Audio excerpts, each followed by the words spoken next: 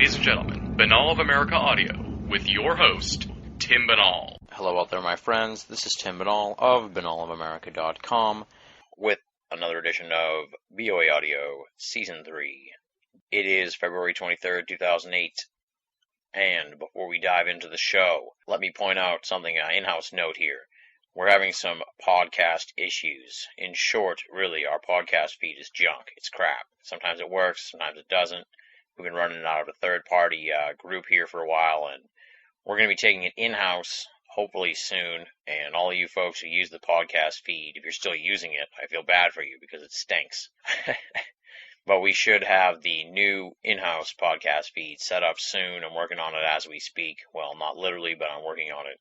And we'll have that up and running soon, and we'll note it here on the show time and time again. But until then, I suggest you just download the MP3s straight from banalofamerica.com.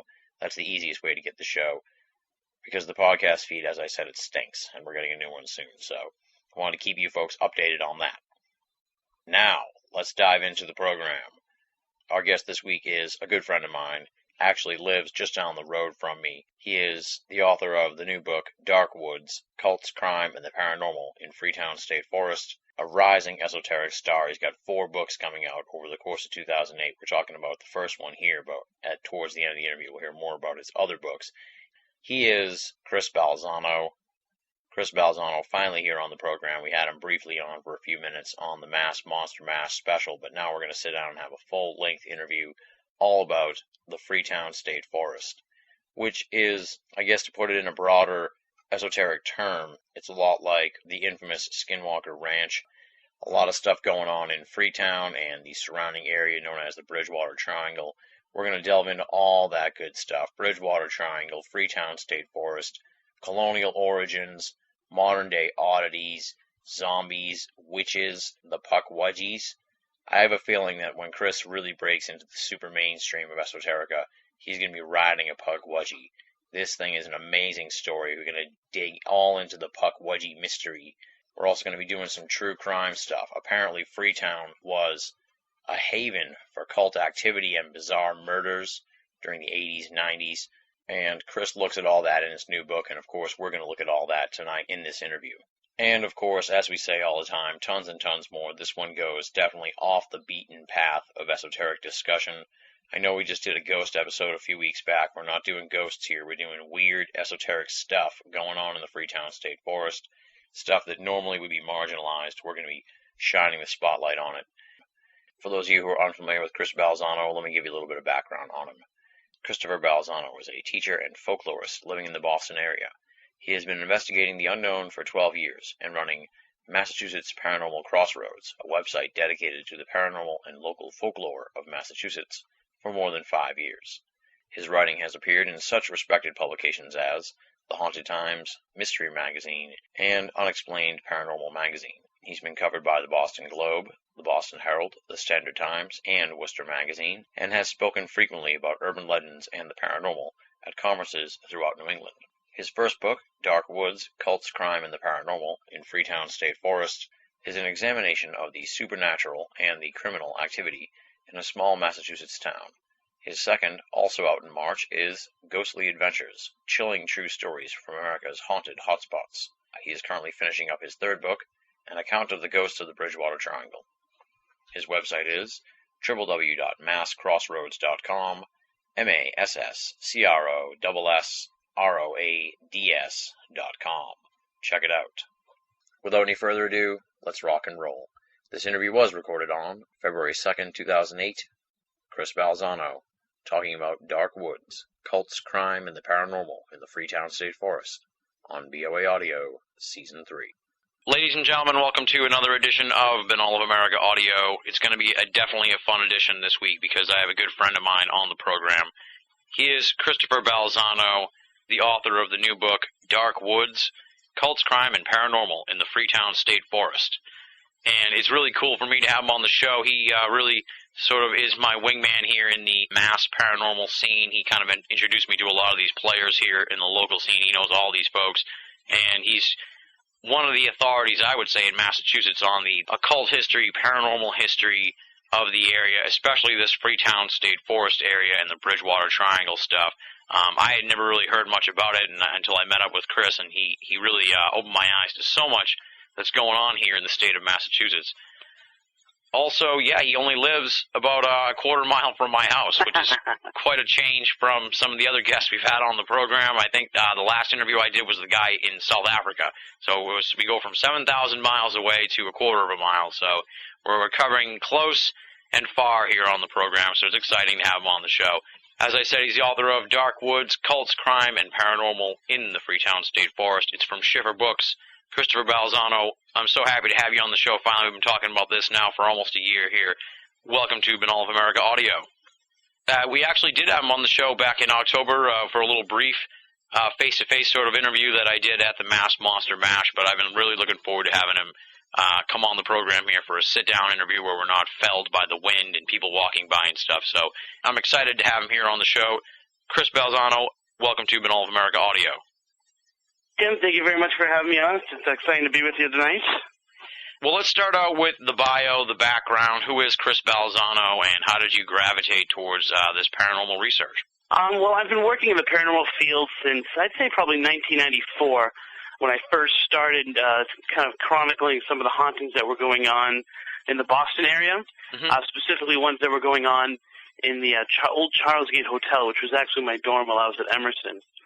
And I just started noting not only that there were a lot of hauntings and that weird things were happening and people were kind of taking interest, but I was also noticing that as people were experiencing things, they started to kind of transform the actual hauntings and kind of basically rip off old legends and mythology and kind of attach them to the same place. Yeah.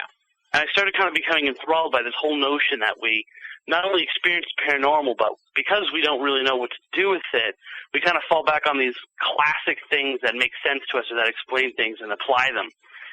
So that was kind of my inspiration for really kind of evaluating some of these classic haunted areas of Massachusetts or ghost stories that I was hearing and kind of look at them not only through a paranormal lens, but also through a folklore lens. And then I just started getting more and more cases. And it's funny what you say in your introduction. I am the authority on the activity in the Freetown State Forest because it's never been out there, but there's just such great lore attached to it and such a great canon of mythology of the weird stuff that's going on there. But I found that it was completely undocumented, and I really found it by chance. So I was glad to kind of hit the nail on the head at just the right time. Yeah. Let's sort of dive into the Freetown State Forest, if you will, and Freetown in general. Give a little, thumbnail sketch about what is the Freetown State Forest and what is Freetown for people who, we have people who listen from all over the world here, so that, they're unfamiliar with just Massachusetts in general, much less the Freetown State Forest and Freetown itself. So sort of, educate them a little bit about it so we can really dig into some of the lore there in Freetown. If you have trouble imagining what Freetown is and where it might be, think of the most out-of-the-way place where close to where you are. Some place where within an hour you can go from a big city like Boston or even Providence to absolutely nowhere. A very rural area of southeastern Massachusetts where you go from very metropolis, very, a lot of bustling activity, a lot of crime actually, and then boom, all of a sudden nothing but trees. And in the middle of this town you have this expansive forest which has been set aside, a lot of it for the Wampanoag Reservation, which is a Native American tribe in this area. And then there's just nothing. So it's a very attractive place for a lot of the darker elements, both supernatural and completely natural in Massachusetts, and they find themselves there very quickly. It's also because of its proximity to Rhode Island, it's also used by a lot of the criminal activity and things that are happening in Rhode Island as well. Yeah. And then how big would you say the Freetown State Forest is? Because you and I visited there last April, and we barely sort of scratched the surface of even looking into it for my visit. So how big is that area? The Freetown State Forest is about 15 acres. I'm sorry, it's actually 15 square miles, and the whole town is 25 square miles. So you're really talking a large area, and an area that takes up the majority of the town. Yeah. But in terms of civilization, it seems like it's just, you've basically fallen off of the earth when you're there. Yeah, it's very weird. It's a weird place, just from my experience of visiting there. It's got like a quietness to it that's kind of eerie. Right, and it's which is funny because a lot of what was going on when I was writing the book was during the summertime, and during the daytime in the summer, it's this completely bustling area, and there's little kids running around, there's families having picnics, and it's done a lot over the past, let's say, 15 years to kind of rejuvenate and kind of change the face that it's had in the public eye for so long. But at night, it's a completely different place. It's a very eerie place. People don't like being there. So the good part of it is that at least during the day, it now has this very positive impact on the community. And a lot of people that go there don't remember a lot of the horrific things that happen there. But those people are still experiencing, at least, if not the darker side of the paranormal, they're at least experiencing a lot of things they don't understand while they're there. Yeah, and like you were saying that a lot of these people don't know like about the history and how you said that a lot of this stuff wasn't documented. Is that kind of what it's like there now, that they're trying to sort of put that in the past and they don't really want to dredge up that, and the people who are there now kind of aren't in the thick of it like they were back in the 90s or so, when the cult 80s, 90s, when the cult activity was going on, further back when even more strange stuff was up? Yeah, they tried to kind of completely deny that aspect of it. For them, it's really, hey, come bring your family down. Here's this great place. Here's Profile Rock. It's a national treasure of, not national treasure, but a treasure of Massachusetts. And come see this beautiful land, untouched. But it really kind of is, kind of basically like putting a silk hat on a pig, because the activity is still going on there, whether it's criminal activity, whether it's low-level cult activity, that's still happening there. People illegally dumping there, people setting their cars on fire because they don't want to pay the high gas prices. All that stuff is still going on there, and yet they advertise it as this newer, better, gentler form of Freetown.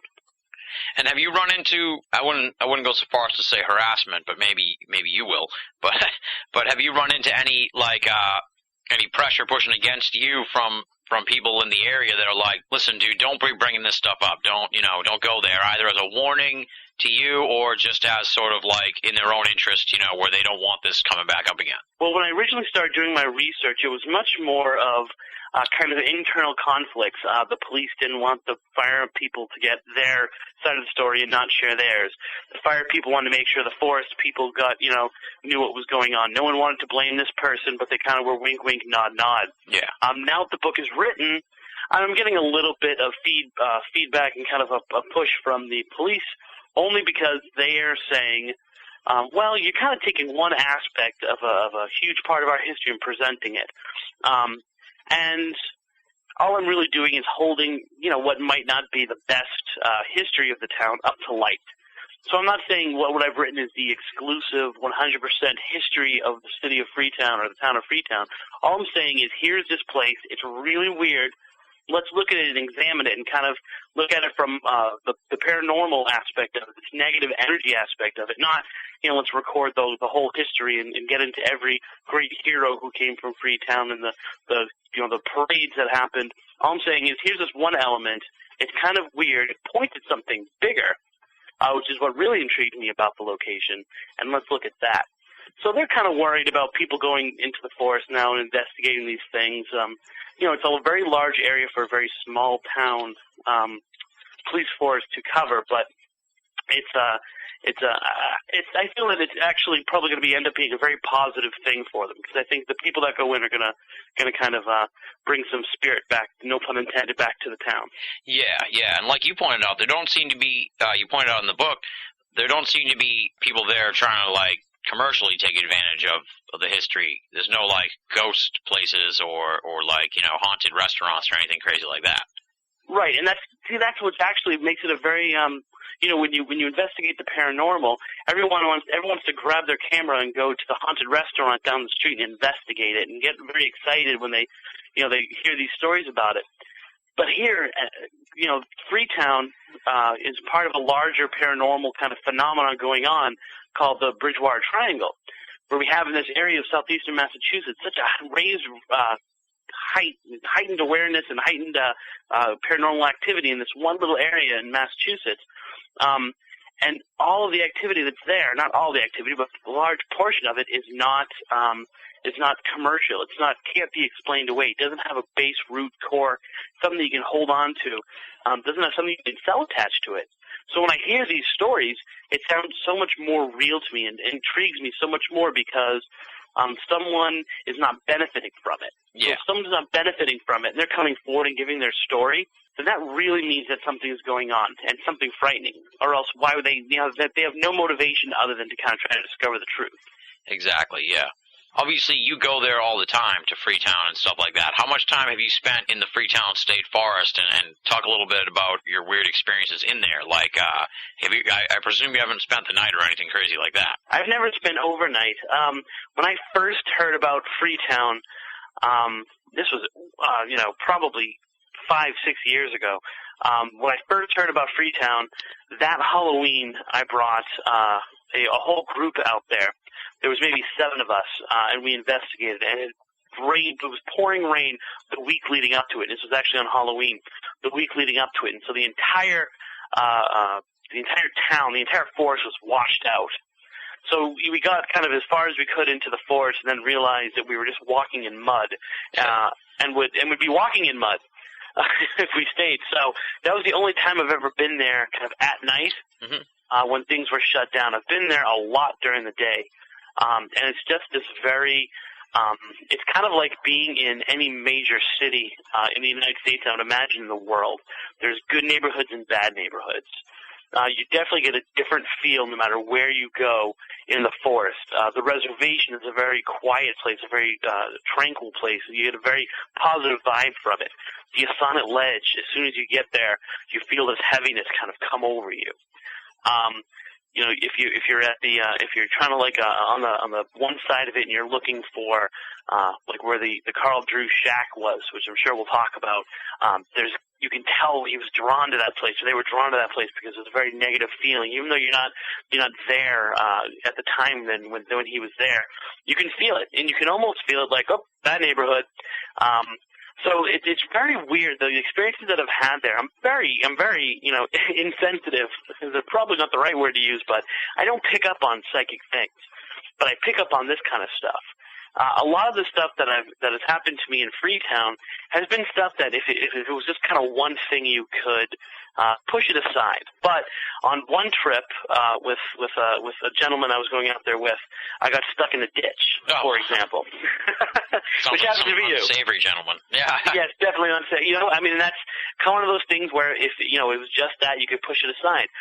One time when I was researching my book, I called my wife to tell her I was on my way home. She hung up the phone. She said, okay, I love you. Hung up the phone, and when she hung up the phone, slipped, fell down the stairs, and put her leg through the window of the door. So she fell down a flight of stairs right after that. Jeff Blanger and I went out there, and I basically destroyed my car looking for the mad trucker of Copacut Road, which is a haunted legend in that area. I basically went there another time, and all my legs got completely shredded up, and I had to they needed kind of not dramatic but medical attention. So there's very small little catastrophes that happen that kind of you can push off because they're not that big, and then you start to look and realize every time I go to Freetown, something happens. Something I can't explain in a negative way happens. Yeah, it's strange. It's a strange place. I don't know if I ever want to go back. And a lot of times, there's a road that leads to Fall River, and some of the places we've been to together in Fall River doing other radio shows. And Freetown State Forest is kind of like on the left as you're going down this one section of that road. And I've experienced time slips twice there as well. So it's kind of like I'll be driving back from that radio show, and it should be about 1:30, 2 o'clock, and I look down, and all of a sudden it's somehow leaped to 3 o'clock. Oh, man. And I'm kind of baffled, okay, I know I was hanging out, talking, kind of losing track of time, but when I got in this car, it was 1 o'clock, and now it's 3. And I'm nowhere near home. Yeah. So, once again, is that something solid you could document, take a picture of it, put it in, put it under a microscope? Absolutely not. Could it be a person who's really tired driving, a long ways back to his house? Could be. But once again, it's kind of hovering there as unexplained to me. Yeah, I think that would freak me out more than anything would be the missing time. I don't know. To take a look here at the beginnings, if you will, of where the story sort of picks up here with the Freetown State Forest, and that's the Native American beginnings, really. Right. Talk about that whole era, I guess you could say, and the Native American beginnings and their conflicts with the English. And I really found interesting in the book was how the English were sort of like looked down on the Spanish for their way that they did things, but then over time sort of adopted the Spanish way of ultra-violence and then, persecution of the native peoples and all that stuff. It's sort of the activity there sort of caused that turn in a way, and you kind of ponder that rhetorically in the book. But I thought that was really interesting. But let's dive into the Native American beginnings with the Wampanoag tribe and all those great Native Americans and their conflicts with the English settlers. I think that for a long time we've put Native Americans down. We've repressed.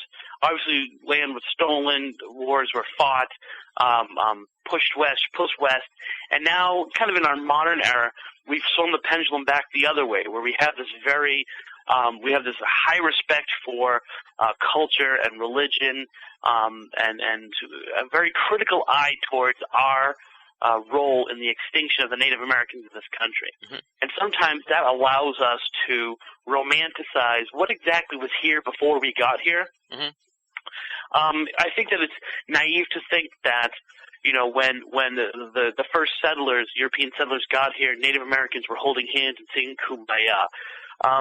They were carrying on civil wars, but not civil wars because there was a unifying kind of source, but tribes were fighting against tribes, nations against nations, people against people. I mean, it wasn't a peaceful country or peaceful land that Europeans found when they got here. Yeah. And they were affected by everything that you would expect any kind of civilization to be affected with.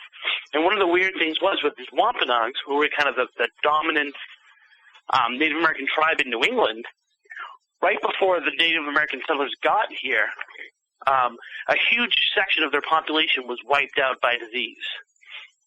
Now, the weird thing is that if you follow the course of the disease, everyone around the Wampanoags were perfectly fine, some tribes even untouched. And yet the Wampanoags, all living in the Bridgewater Triangle, were devastated.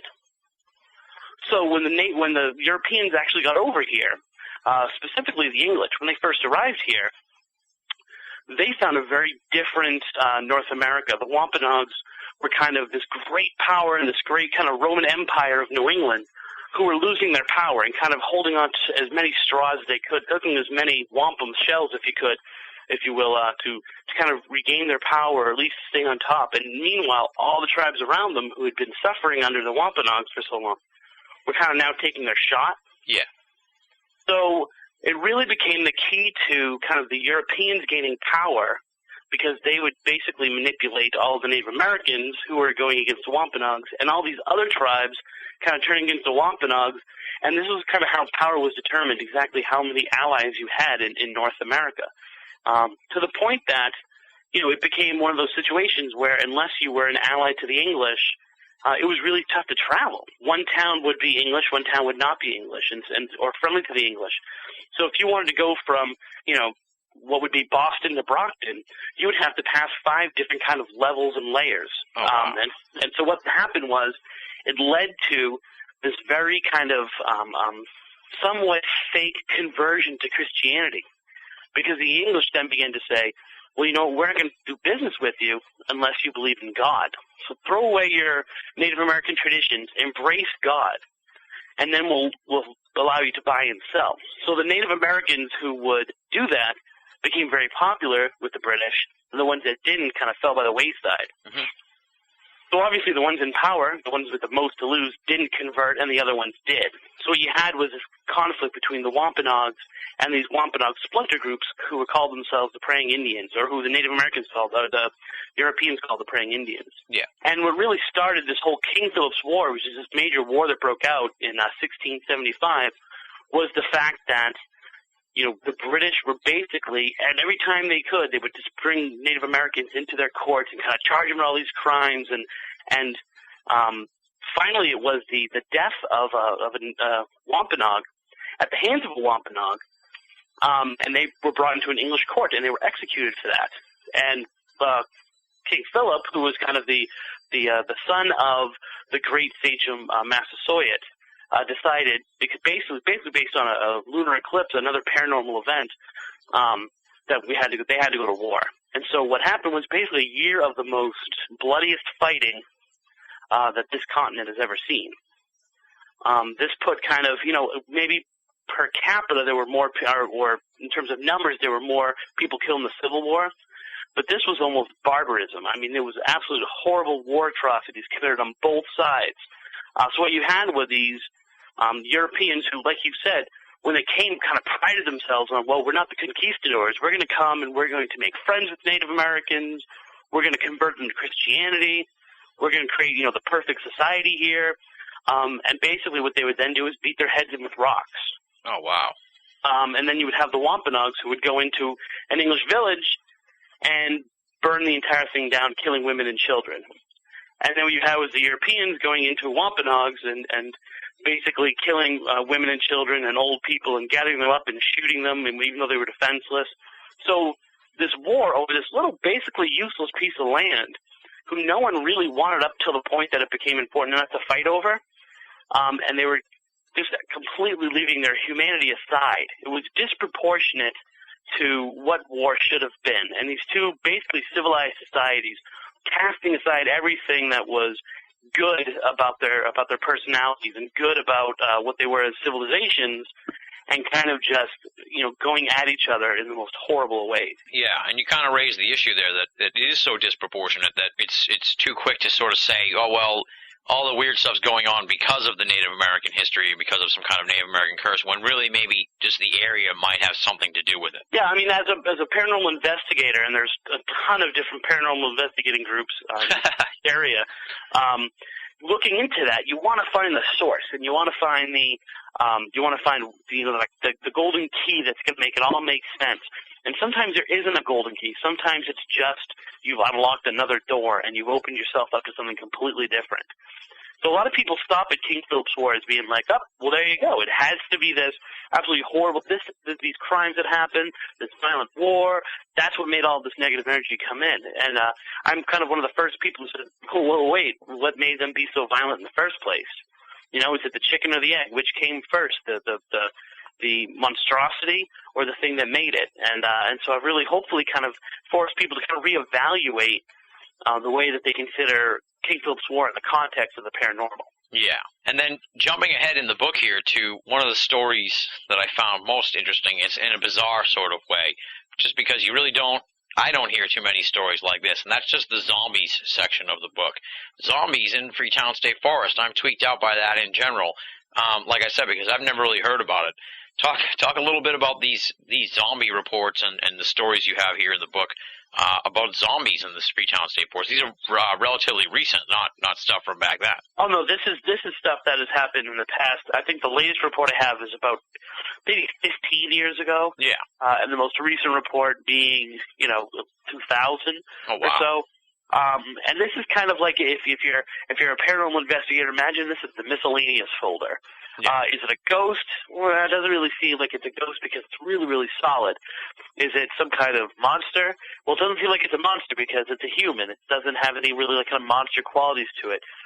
Is it just a crime that you happen to come across?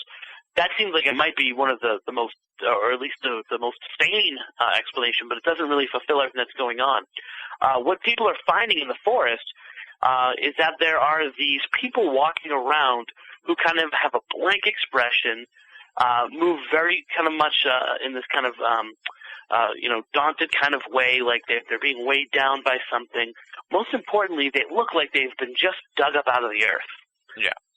Now, there is a lot to be said for the demographic of the area. You're talking about a lot of Portuguese, Cape Verdean people, a lot of Haitians who, for them, voodoo and practicing kind of this witchcraft attached to voodoo practitioners and Santeria and Palamao, all are kind of living in that area and have the potential to create these zombies out of these people.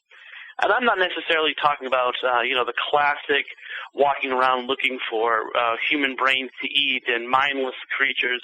I'm talking more about people who have fallen victim to some kind of practitioner of one of the witchcrafts, who's been told that they're dead. Society has told them that when this happens to you, you lose your soul, and they're somehow being used for negative gain in the forest.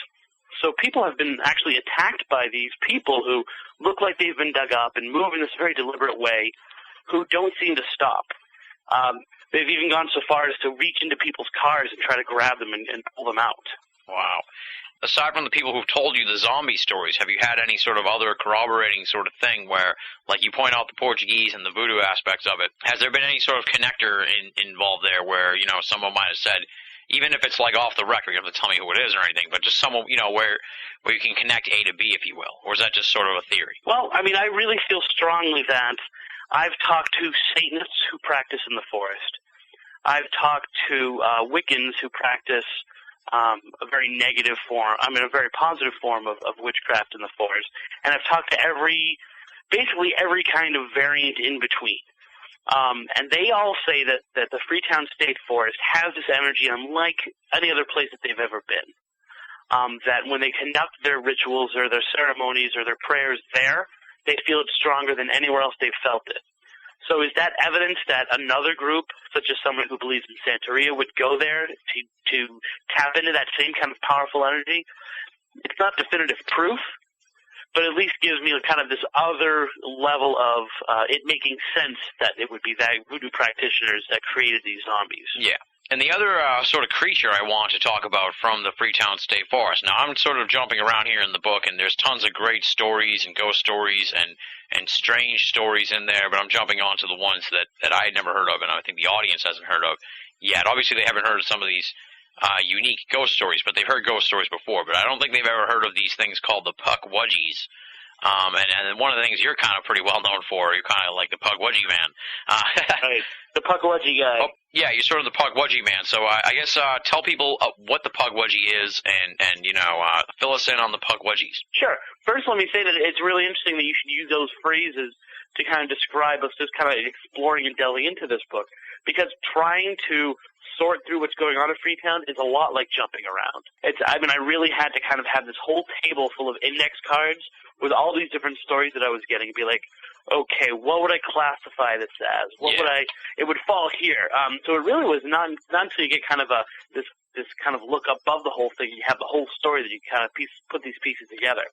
And one of the kind of interesting underlining things with a lot of this activity that's going on are these Pukwudgies.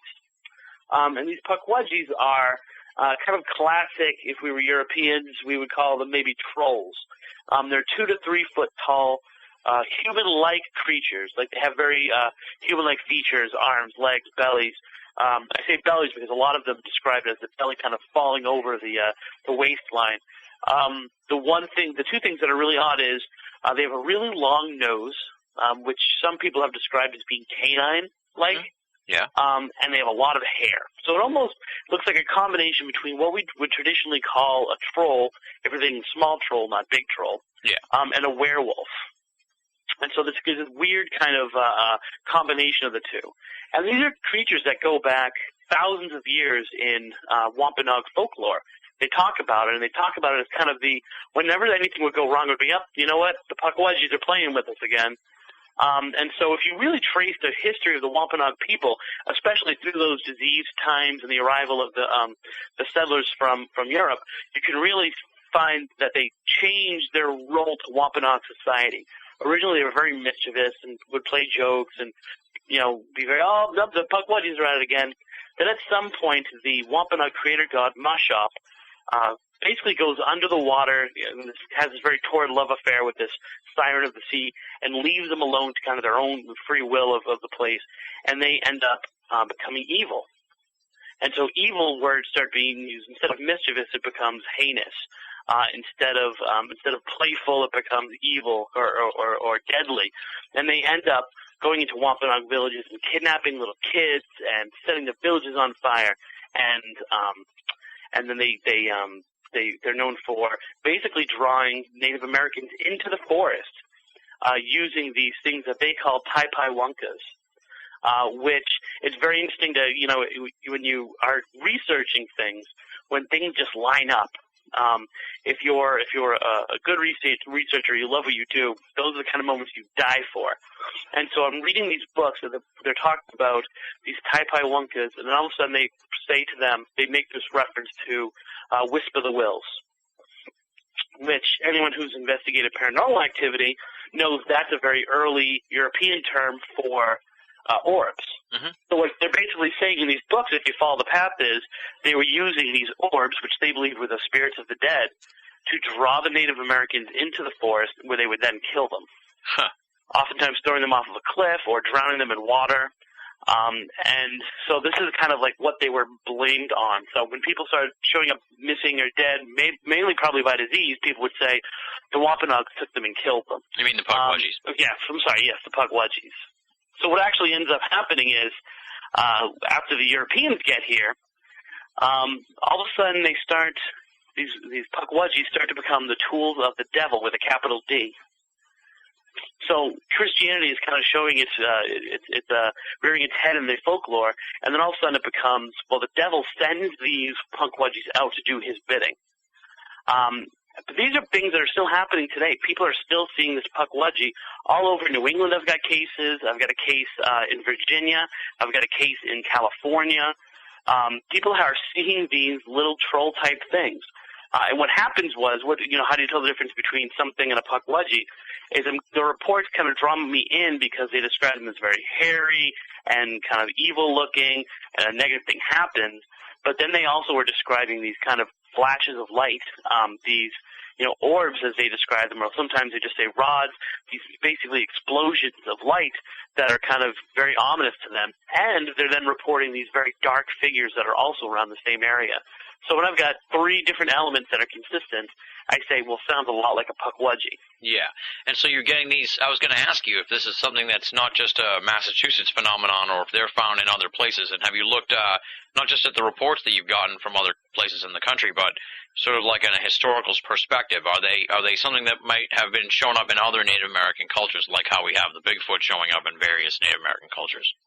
Completely. They've been showing up in not only Native American culture, but in old European culture.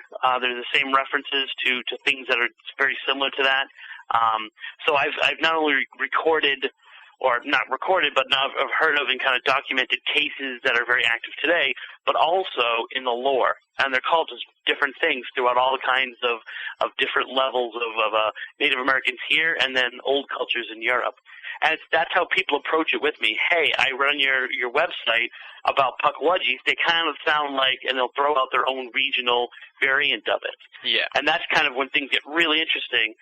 For me, is when I start seeing the same thing happening over and over and over again in different parts of the country and then different parts of the world. I mean, there's a very similar thing to Pukwudgies happening in South Africa, for example. And it's the same kind of thing going on. So if it's happening one place and the Wampanoags are attributing it to this, and it's happening another place, then you really have to start looking at maybe this is a paranormal creature or a monster that might be much more something that's under our bed than something that's in a book. Yeah, it sounds pretty interesting. I've never really, like I said, I never really heard of Pukwudgies per se, trolls and that kind of thing, obviously, yeah. But this is really unique and different. And you get, like, contemporary reports of these sort of sightings, too. This isn't just, like you said, it's not just in the lore. Have you talked to people that in the area that have actually seen these things of recent times? Oh, yeah, very much so. I've got one person who said he made contact with someone who wrestled one. And we keep talking about wanting to find out more about that case. But it seems like every time that I am someplace and I'm talking about it, someone has another story to tell me about them. And that's what makes it exciting, because you realize that these stories are all out there. People just don't have a forum to communicate them. Yeah. And so it's really kind of it's taken on this life of its own. So I don't mind being the Pukwudgie guy so much anymore, because people are feeling the need to tell me exactly what's going on with their Pukwudgie world. So as a strange also element to the Pukwudgies that I noticed too, from when you and I went down for Spooky South Coast, they were kind of talking about it. And in the book here, you said that you were lecturing in Freetown for the Freetown Historical Society, and like half the people had heard of them. There's a unique kind of, for lack of a better term, popularity of the Pukwudgies. It seems like, despite the evil connotations and characterizations of the creature, there's sort of a weird, people kind of like them in a weird way. It's very funny because they sound like a kind, gentle kind of, oh, look, it's the Pukwudgies. I've got, there are people who want to start making Pukwudgie shirts. And it's really like, you know what, that's great. It's a great story. If you want, I'll sit you or your children down and read you this children's book that was written years ago about the Pukwudgies. But if you talk to the people who have experienced them, they're anything but nice. They wish they could take back their Pukwudgie experiences. They don't want that feeling of waking up in the middle of the night to have the Pukwudgie looking in the window at them, basically saying to them, I know where you are, just so you know. So it is this very kind of like we've made a hero out of Freddy Krueger and Charles Manson and these very like things because they become pop culture, but to actually come face to face with one and feel the fear that these people had is a much very different thing going on with them. Yeah, and to jump back into the forest, let's talk about the Witch of the Woods, because that story was really creepy and definitely one that kind of spooked me out a little bit, especially the cat part. Yeah. Again, one thing, where do you classify this? Like Pukwudgies, are they ghosts? Are they monsters? I mean, what exactly? They touch upon so much that where do you put them? Where do you put them if you've got that flashcard? On what end of the table? The Witch of the Woods is another great example of that, where basically there was this group of boys from a young age up through their teenage years who were all having these kind of nocturnal attacks by this woman who they all described as being a witch. She was kind of evil-looking with this disheveled, long gray hair, and she would come to them in their dreams. And I was told the story by this one gentleman who's now in his 20s, who came to me with the story and kind of wanted to know what was going on, if I had heard anything ever like this. And he basically told me that this woman used to come to his window and asked to be let in. I always think of, when I tell the story, of Salem's Lot with the vampire scratching on the window saying, let me in. Mm-hmm. And he would never let her in. And he always thought he was dreaming. It's got this kind of old hag feel to it. Yeah. Except for the fact everything in the Bridgewater Triangle and Freetown has this kind of twist to it, right? Yeah. Except for the fact he gets up and goes to the window. Kind of the old hag is she's on you, and she's kind of sucking your energy and making it so that you can't move. So whether her physical description is very much like an old hag, instead he gets up and goes to the window and has a conversation with her. And these attacks were almost all at night.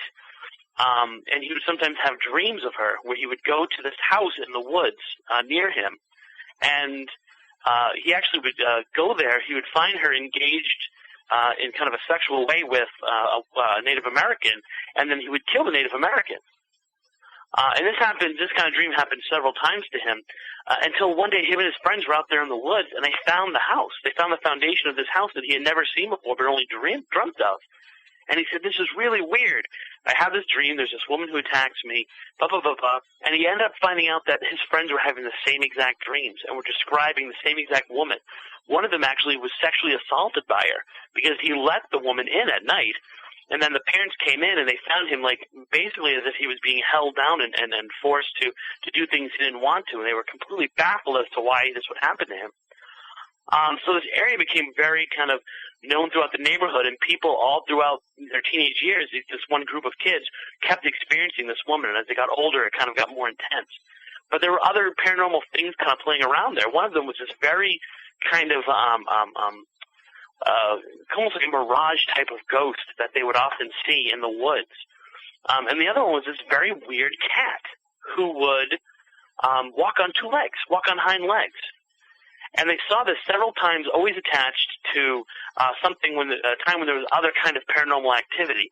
And they would see this cat basically walking around like a human, almost as if it was some kind of a witch familiar or someone who was kind of being used by the witch in a classic kind of Salem, the witch and her black cat, and sometimes the witch is the black cat. Yeah.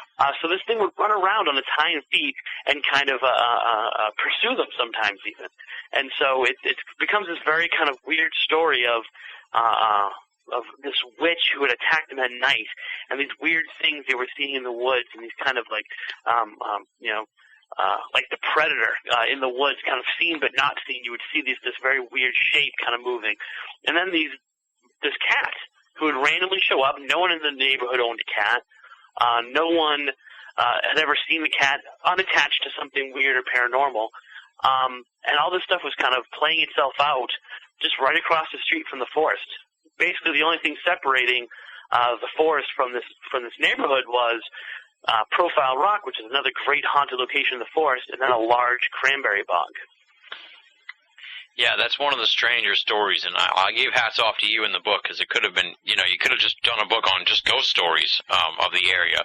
And I'm sure you have a book in you of just ghost stories of the area, but this book really hits on a lot of other weird stuff. Do you know what I mean? There's the Pukwudgies, the zombies, the witch in the woods. I mean, there's a lot going on there that isn't the 5 basic food groups of paranormal activity. Right. I think a lot of people stop at that level of, well, there was a fight and Guy A shot Guy B, and that's why there's a ghost. But you can't, partly because I think that's kind of just boring and done before, and partly because you don't have that in that area of Massachusetts. I wanted to dig deeper and say, wait a minute, how come these same towns are experiencing a lot of ghosts, but then experiencing high levels of teen suicide and a mental health disorder and depression and crime? Is it possible that they're connected? I mean, if this was any other thing and we weren't talking about ghosts and we weren't talking about Pukwudgies and cats walking on their hind legs, people would say, they would slam their fists down and say, well, let's do a study and let's fund it and see what's going on.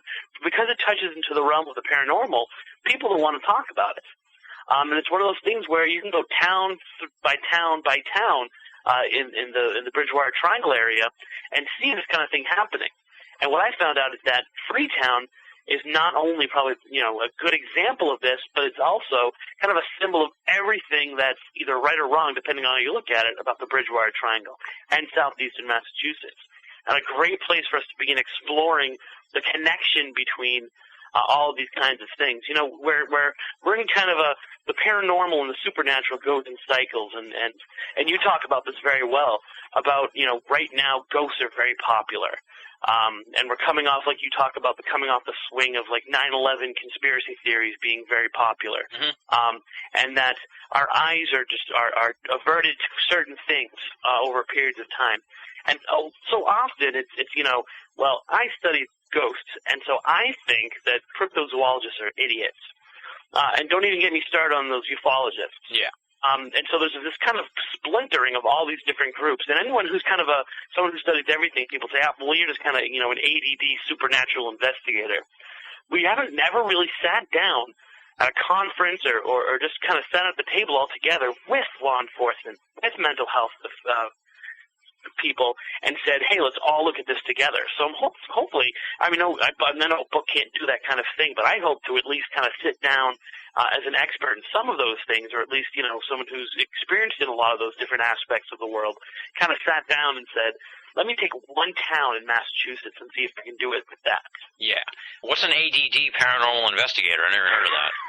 I invented it 2 seconds ago. No, what I'm saying is if you take someone who's, for example, in the early days of the Internet, it was okay to have, here's my website, and it's dedicated to ghosts and UFOs. Yeah. And nowadays, that's unheard of. You can't do that. You can't. No, especially after kind of the TAPS revolution, ghosts are ghosts and UFOs are UFOs, and never the two should meet. If you're a paranormal investigating group, you lose your credibility if you start talking about aliens. And if you're a ufologist and you start talking about the potential for there to be, ghosts kind of, on a dark and stormy night, you lose your credibility. So I guess what I meant by an ADD supernatural investigator is it's a derogatory term for people who, in other people's eyes, get into too much, put their fingers in too many pies. Yeah. I mean, it's kind of like a doctor who says, well, I'm an oncologist, so I don't study the brain. So if there's something going wrong with the brain, I'm just going to consider that outside of my realm and not get into it. And it's like, one part of your body kind of has everything to do with it. It's kind of, we need to appreciate that specialization and become specialized if we feel the need to, but really kind of become an expert in everything that's going to kind of, explain something. Especially paranormal investigators are very much into, this being a science now, and this being something that you have to go through certain techniques and certain standards for anything that you gather to be considered relevant. And so therefore you kind of have to leave these things aside. Well, scientifically, you should really try to, however silly it sounds, the first thing you should say is, well, could this be a UFO? Well, could this be, a Bigfoot or a Pukwudgie or some other kind of cryptid? Well, okay, now that I've get those things out of the way, and I've explained away it, in terms of like a natural thing, now we can start looking at the paranormal aspect of it. Yeah. You raise a rhetorical question. Let me jump back to the Pugwudgies. What do you think? Cryptid or something, beyond paranormal? I guess you could say they are cryptid because they're an unclassified creature. Right, but right. Would you say, like a flesh and bones type of maybe a lost race or an animal of some kind that's, smart like a Bigfoot? Or do you think it's something that's like supernatural in a way, interdimensional or magical, if you will, for lack of a better term? You're supposed to kind of stay away from this kind of stuff in a way, but not for me. I think it definitely has something to do with something more closely related to a demon.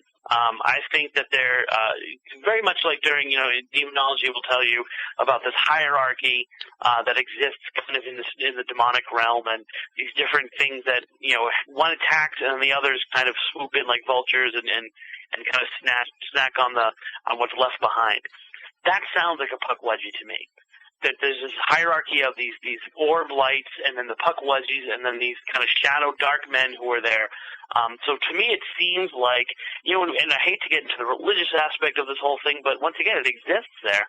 I think they feel a lot more like demons, to be honest. That's what we're looking for, honesty, man. and this is actually the first time that I've ever kind of said that before and kind of, looked at, well, what exactly is it, rather than just allowing it to exist.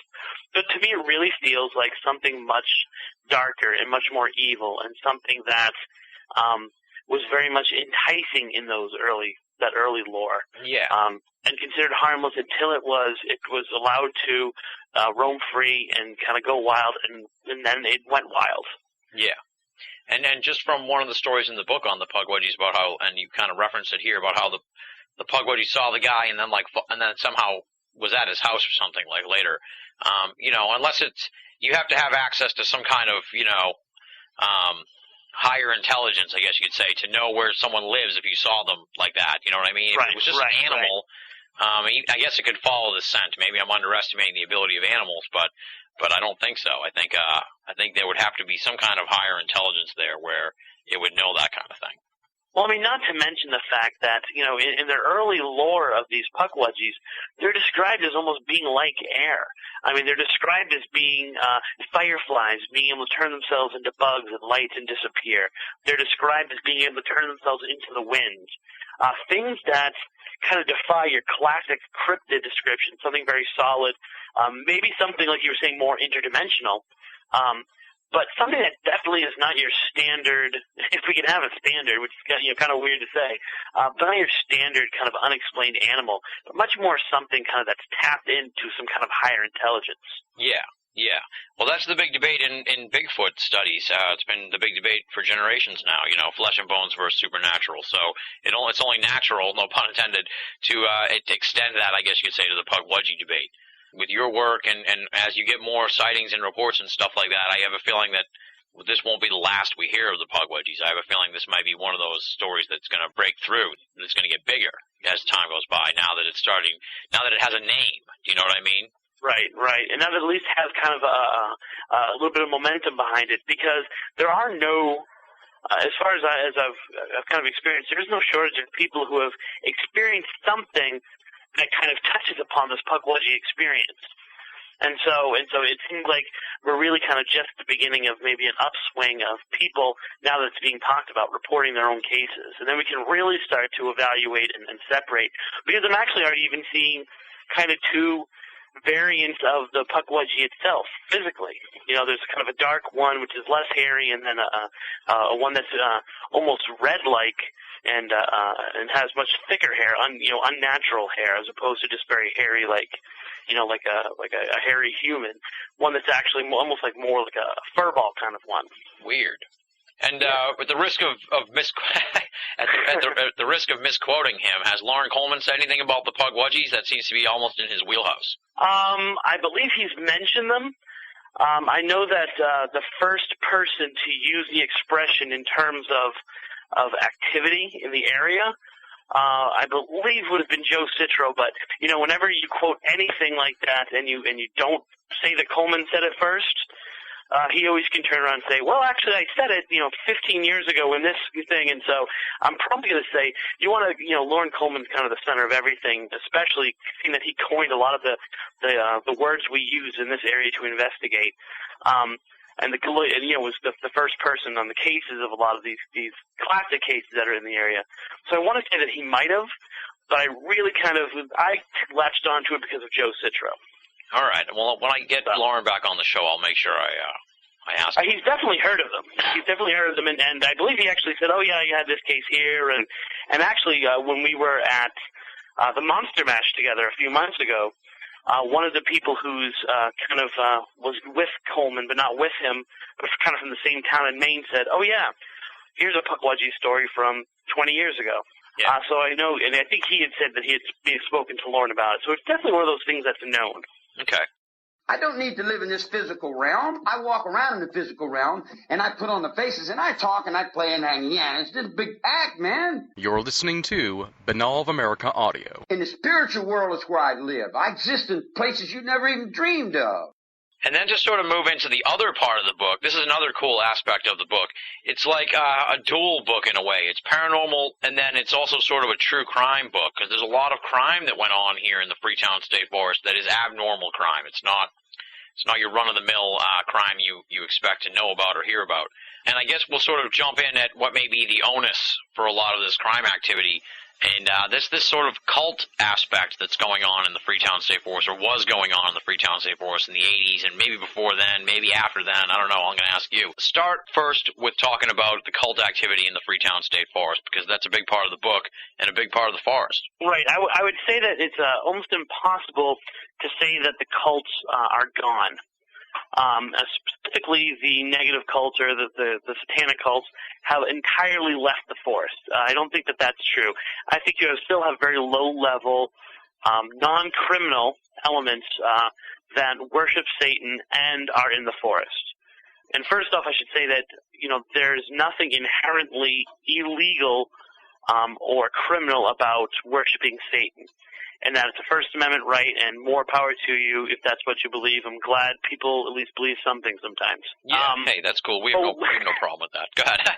But there was a lot of bad things that happened in the forest in the name of Satan. And that's the kind of stuff that I really try to focus on in the book.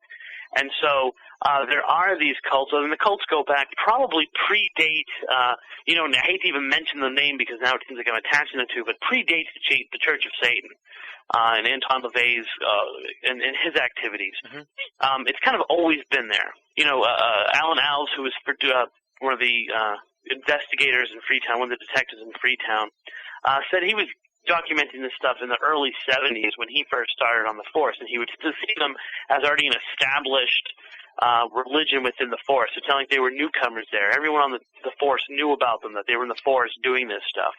So at least the low-level people have been there, for the past 30 years, if not longer. The more organized cults seem to have moved in somewhere in the mid-70s, and they're long gone now, specifically probably after 1988, and which I've now dubbed the Year of Satan, because I've just started documenting all of this criminal satanic activity that happened in the year 1988.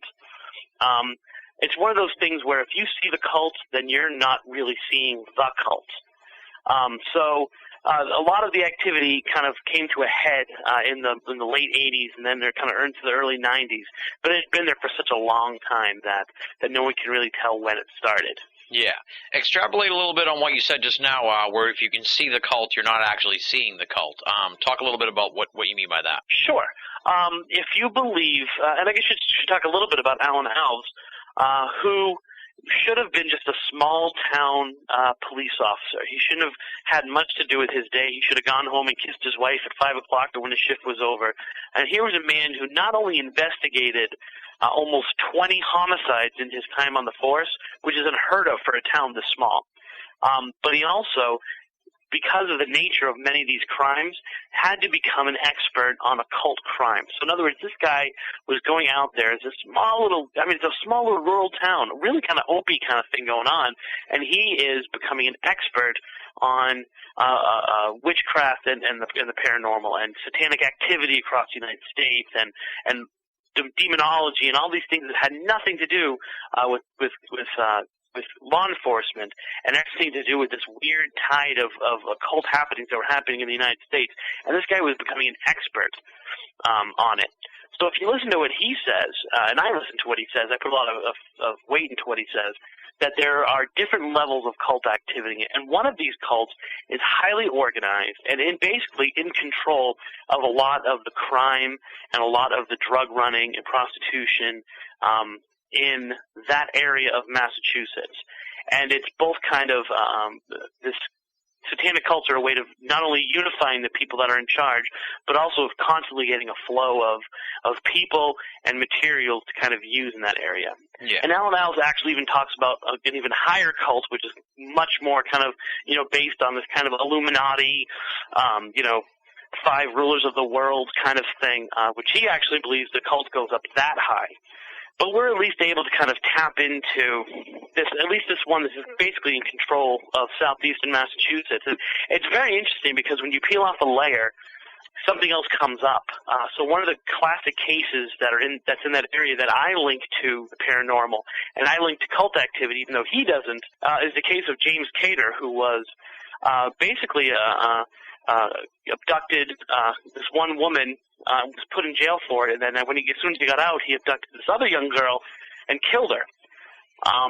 Well, as I was talking to Alan last time I saw him, and actually you were with me at the radio taping, he turns to me and he says, "Oh yeah, you know that he was connected to the mafia, and he was connected to organized crime."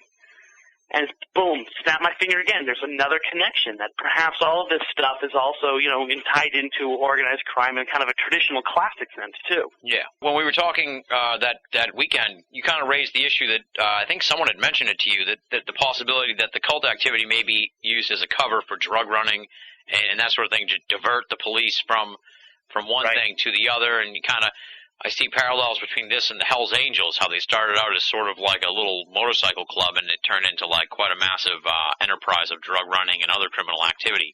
Perhaps it's a situation like that.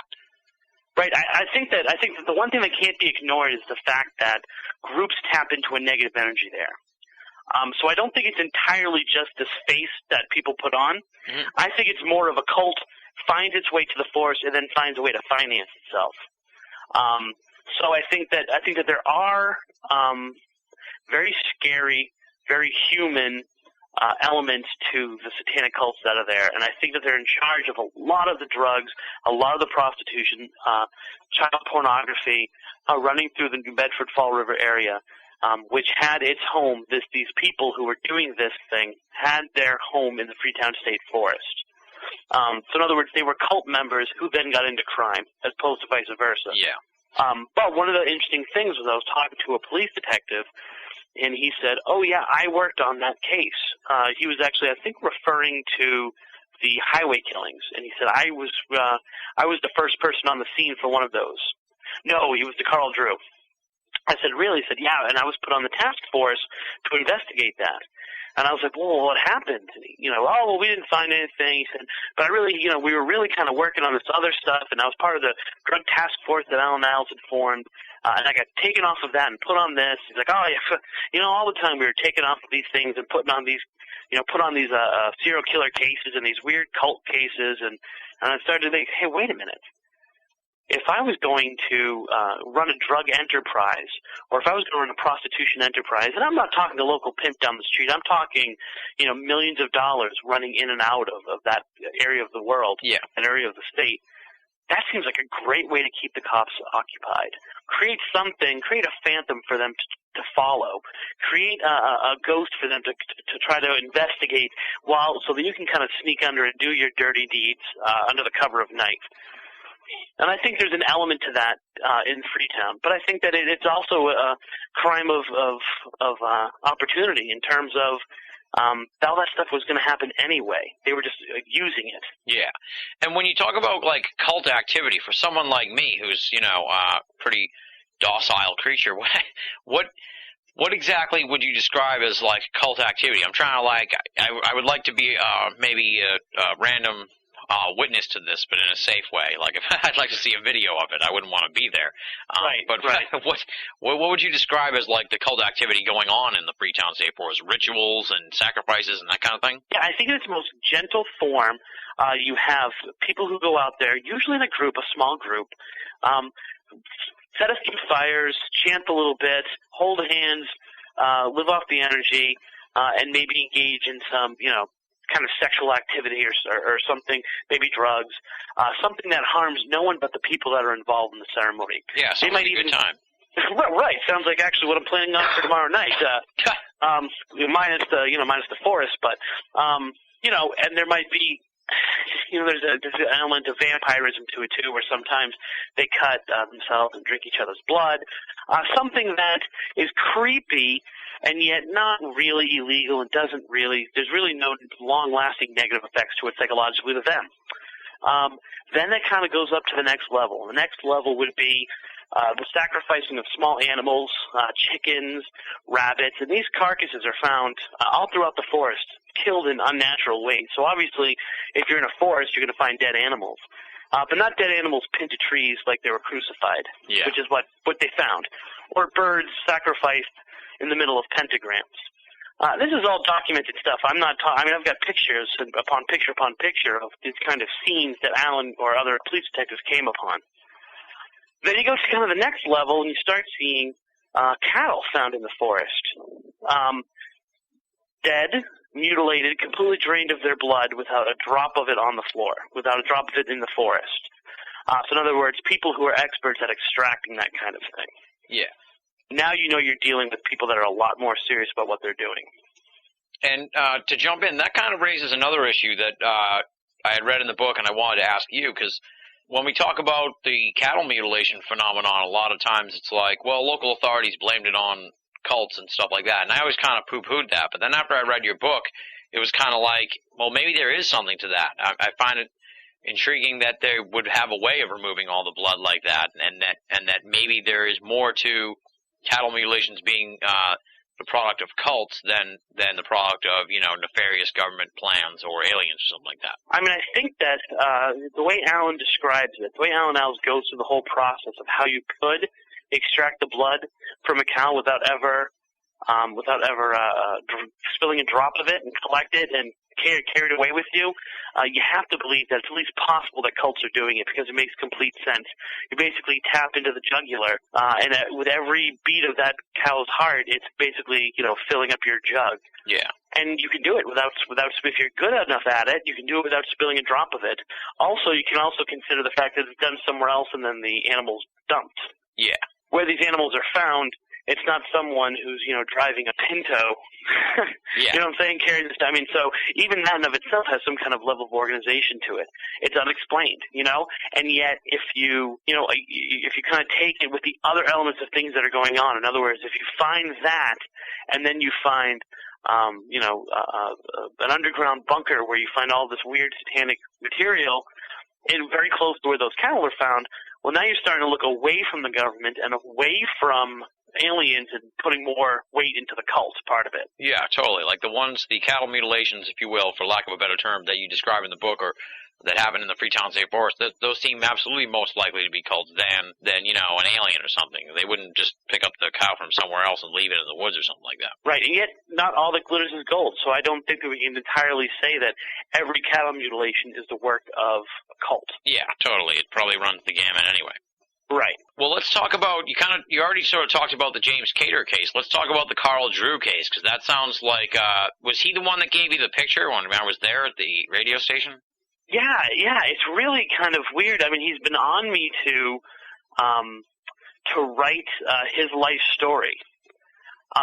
So if you buy the book, it has this really great cover, and the picture that's on the cover there is by this guy who lives in that area, who goes kind of like by the handle sometimes, Carl Slave. And so basically he's this person who's very much into Carl Drew, who made contact with him in jail, and I've kind of been leading this or going through this kind of relationship with this convicted murderer in jail, to the point that last week or a few weeks ago he sent me, read the book, liked it, and sent me a picture. Just kind of say, hey, how you doing? Nice book. Good luck to you. Which is kind of freaky, I mean, even if you're investigating ghosts or you're investigating whatever, you kind of want it on the outside. Yeah. You want it, to not be in your bedroom. You want it to not be in your closet when you open it to get your shirt out in the morning. So it's very much, kind of like breaking down that fourth wall of the paranormal to have him do that. Because it's easy in my book to put forth that everything I'm about to say is true, and yet he's still a convicted murderer. But Carl Drew was a man who was a pimp in the Fall River, New Bedford area, New Bedford specifically, in the late 70s and then into the early 80s, and he was in charge of a small group of prostitutes. He was kind of a drug dealer, pimp, and general kind of bad, sketchy guy on the corner, kind of running things. Well, a few of the women who were under him began disappearing. And as he got more and more into the investigation, they started to realize that a lot of the prostitutes and a lot of the drug dealers in that area were all belonged to the satanic cult. And they would sometimes meet in the apartment of one of the people that was kind of involved in all this stuff. And other times they would meet in this shack in the Freetown State Forest. And they would conduct all these rituals, and supposedly one of them had been killed during these rituals. During these rituals, one of the prostitutes had been killed as the ultimate sacrifice. And then another one was. And then one who was going to turn on them, she was killed. And so there's this kind of back and forth as they investigated, once again peeling away the kind of story to start to realize there was something bigger going on. And Carl Drew, basically everyone turned against him. They received a lot of pressure from the police and a lot of pressure from the district attorney, who were, basically using everything under the book to get this guy convicted, because he looked very much and acted very much like a Charles Manson head of a cult type. Yeah. He was a great fall guy and a great lean on if you were looking to convict someone of it. And so they convicted him mainly on the testimony of hookers and druggies and, these people who are just kind of lowlifes.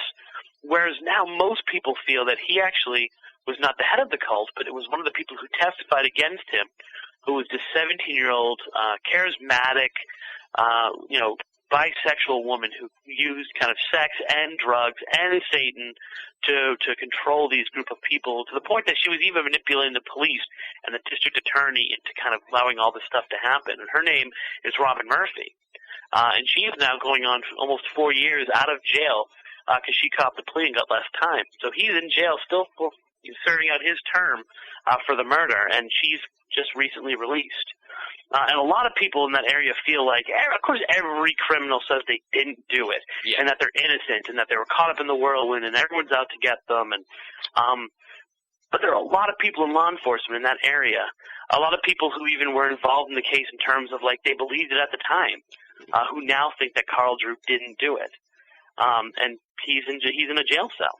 And he's kind of serving his time, and he's trying to talk to anyone who will listen.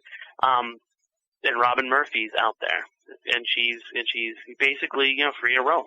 So since you're not shy about pointing the finger at her, have you heard anything from her, or have you gotten any response from associates of her or her camp? I haven't heard. I mean, I'm expecting that shoe to eventually drop. And I guess the best thing I can say about it is if trouble starts to happen, it means that someone's reading my book and buying it, so that's good. But I really think it's a very it's a trick of the media to be able to do this, because I never say in the book, and I never say even in this interview we've just talked, if you go back and listen to it, that Robin Murphy did it. Instead, I say authorities believe that Robin Murphy did it. Yeah. Because all I'm doing is reporting what other people have told me.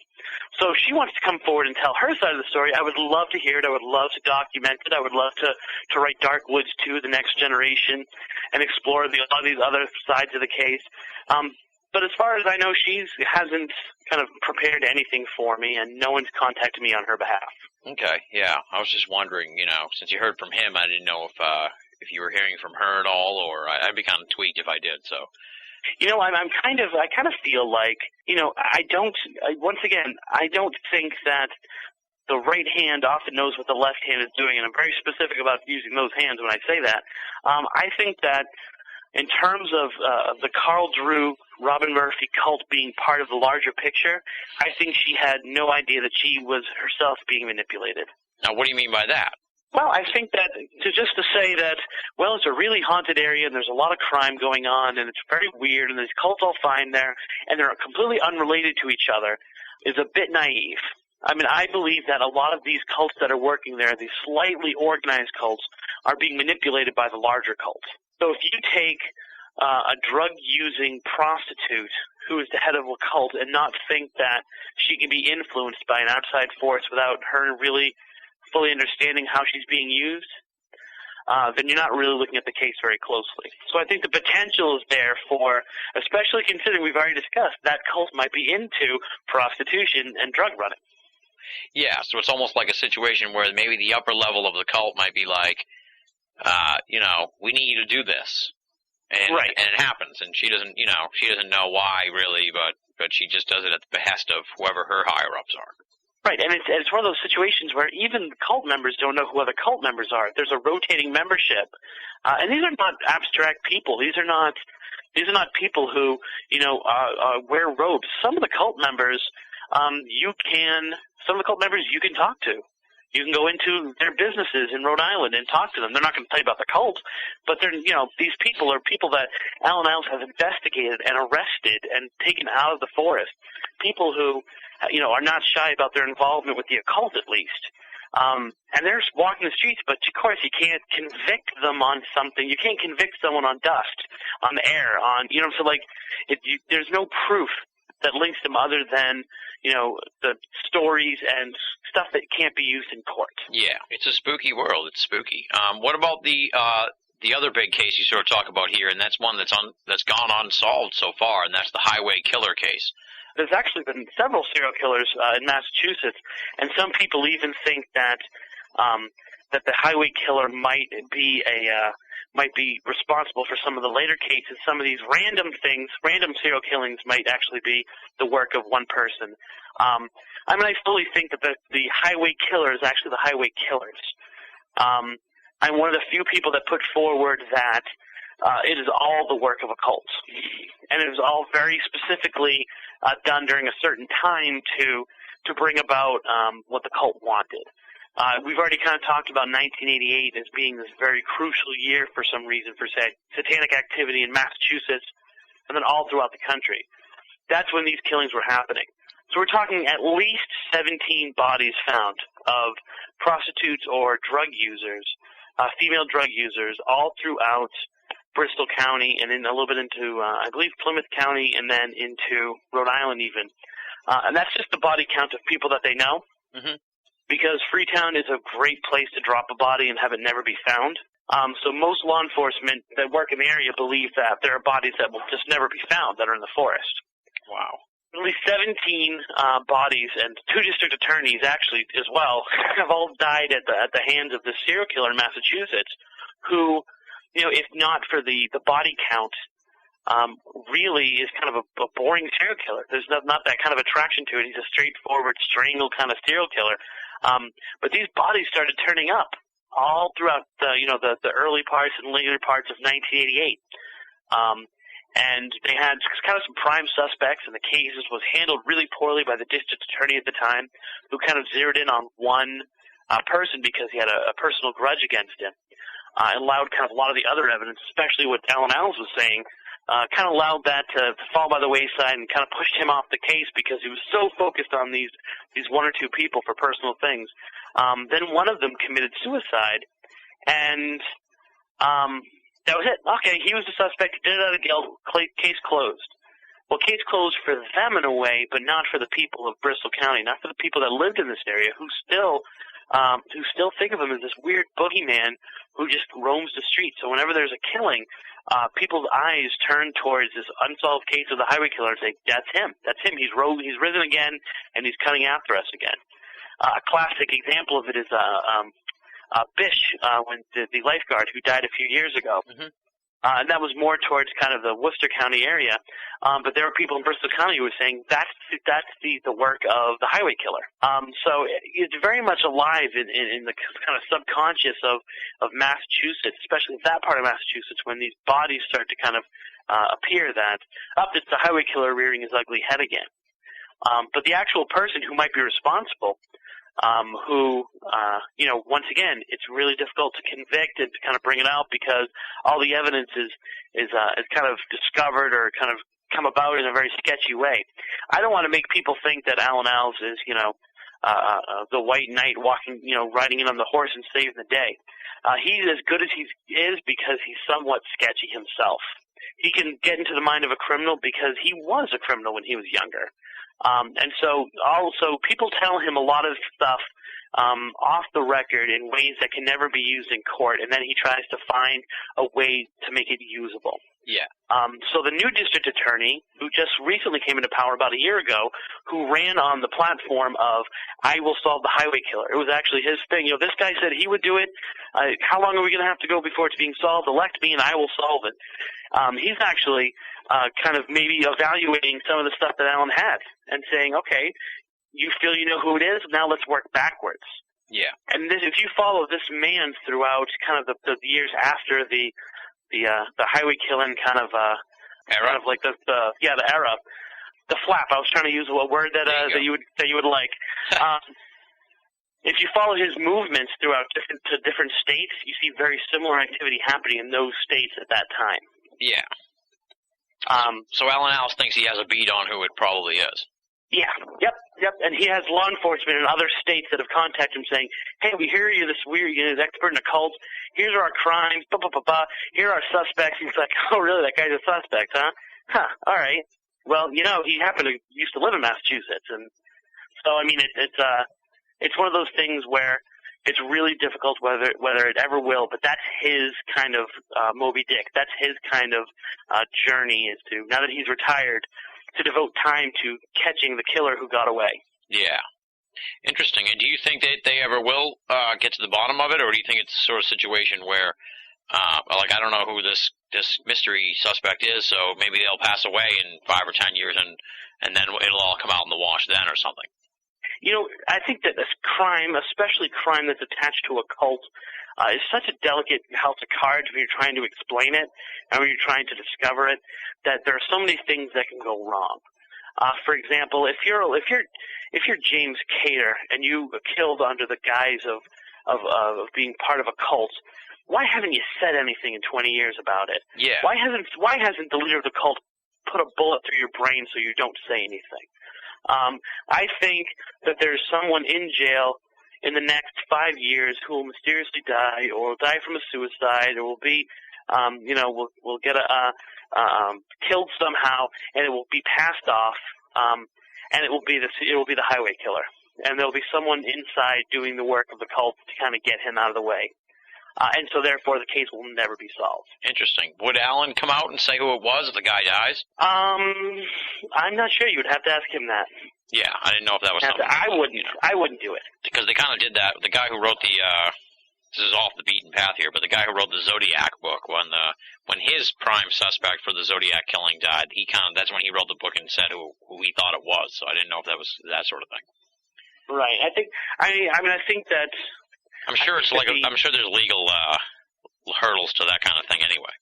Yeah, I think that the rejuvenated kind of interest in the case, first by the new district attorney and second by the huge media blitz that is Dark Woods, maybe will bring some of these questions back up, and some people will come forward with evidence that might link it, and therefore we can kind of put a fast track on finding this guy, or at least I should say convicting this guy, because we know who it is. Hopefully we won't have to wait until the guy dies. But I feel that Alan, will probably say it if the guy were to pass away, yes. And I don't want to speak for him, but yes, he would. Most likely. Yeah, I was asking you to venture a guess anyway. And I don't want you to say anything like who it is or anything, but has Alan told you, the specifics of his suspect, or is it something where he just tells you that he has someone in mind that he thinks is it? No, I know specifics, yeah. Okay.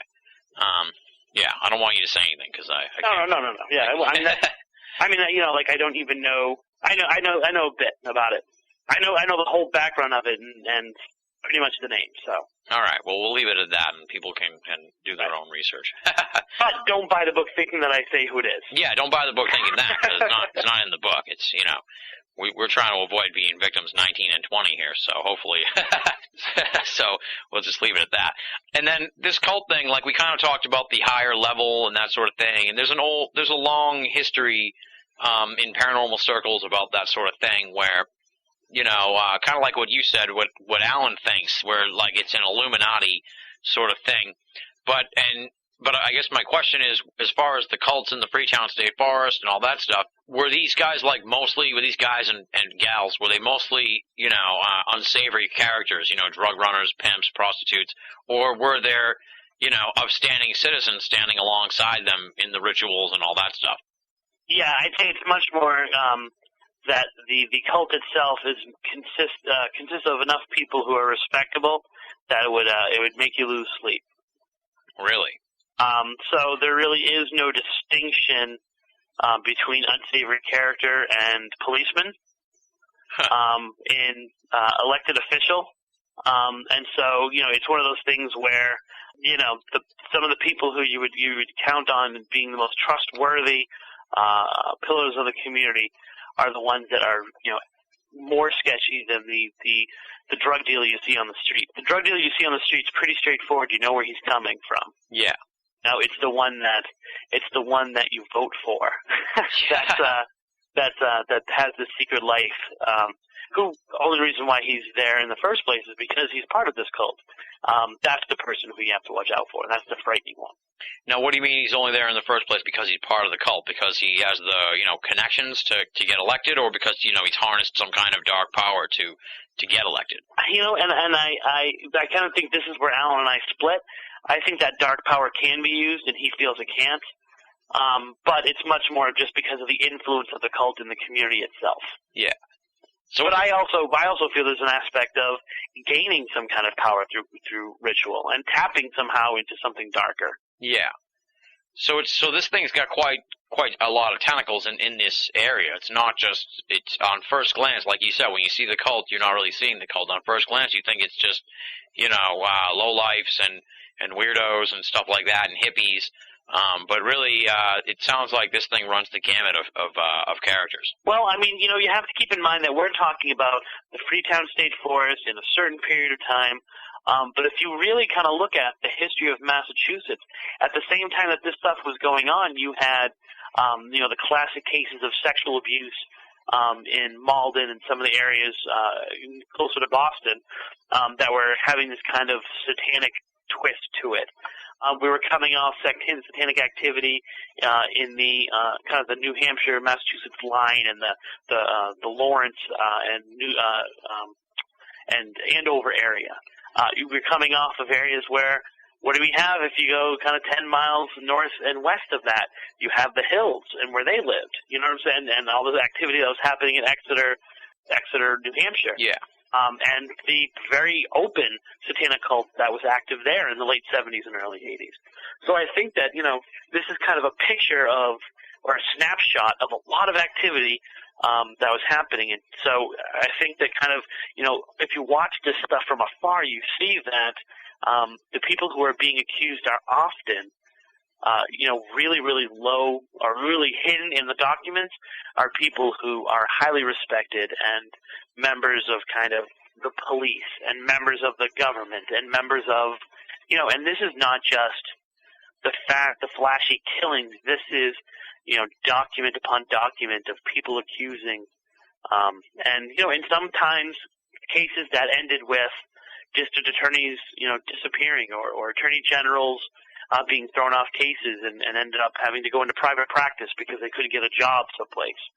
So there is definitely kind of this weird, unexplained, conspiracy theory kind of twist to everything. Yeah, and it kind of explains why this sort of thing still remains in the background, still remains in the dark, and that these stories, the Drew case, the Cater case, they're not getting rehashed, if you will, or you know what I mean? It's kind of like they've been shuffled off to the shadows now because they don't want to have anyone else to really digging into it again. And not only are you going to touch upon someone who might be someone very important right now? But it also reflects just really badly on the communities. The fact that there's a serial killer who can outwit the district attorney's office and kill that many people, that's a big black eye to the law enforcement. But ultimately, you have to really think that, okay, sure, drug money and prostitution and the money gained from all that and the power gained from all that, that's excellent. But they could be doing this in a lot of different ways, but they choose this Satanism to kind of bathe themselves in doing this. Well, the ultimate goal of Satanism is fear and disorder and chaos and paranoia and all these things that not being able to put your finger and hunt the cult down does to the community. That stuff is happening, and that stuff is the energy that these people use, and their ultimate goal is kind of playing itself out in southeastern Massachusetts and in the forest. Yeah, it's scary stuff. It's really scary stuff because it goes beyond what we call paranormal in a way. I'm sure I'd be freaked out if I saw a UFO or a Bigfoot or something like that, but it's not scary in the way cult and murders and that's human. There's a human element to that that's more frightening, I think, than UFOs and Bigfoot. Right. It's kind of like, it's once again that thing that you unless you're hardcore into something that you can't explain, and you don't expect to hear a knock at the door and you open it up and there's a Bigfoot. Yeah. And he's yelling at you to stop talking about him. But that's a real possibility, with this kind of stuff. And yet Alan did this stuff for years, and I think only had really one threat from someone who was cult related at him. You know what I'm saying? So it's not entirely I don't feel the danger. I don't feel the danger talking about it. Yeah. Yeah, I was going to say. I like to think I'm so low on their radar that sometimes I guess you hope that you're not doing the cult bidding by talking about this stuff and putting it back out there. Yeah, that's true, because you could also be doing what they want you to do in the sense that you're re-educating a whole new generation of people to that fear. Right. But like you said, it's very weird to kind of you're going in one direction with this stuff. I remember walking into Alan Al's office, and he's now a professional hypnotist. So we went from cop to hypnotist. So there's definitely something weird with that too.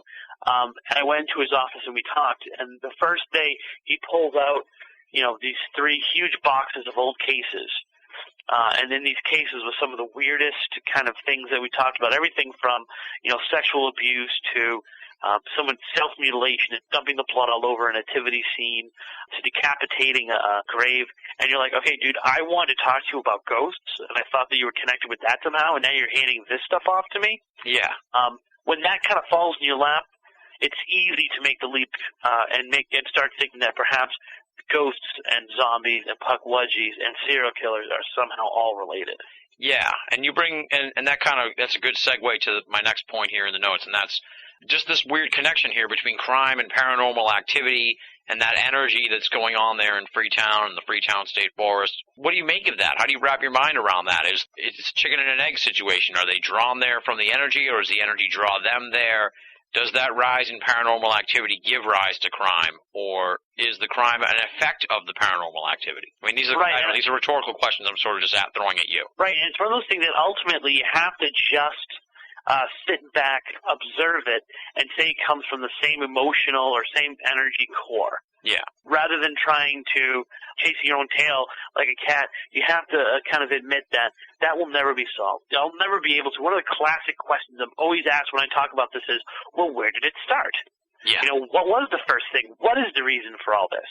And which is another thing that makes Freetown so interesting, is that it does touch upon there was tragedy there. So if you're a tragedy buff, you can latch onto that and investigate, and you kind of have a reason. If you're an energy person there, I mean, you definitely have, geology that kind of taps into it, granite and water sources and potentially ley lines. And, you can kind of attach yourself to that and attach your cart to that horse and go away with it.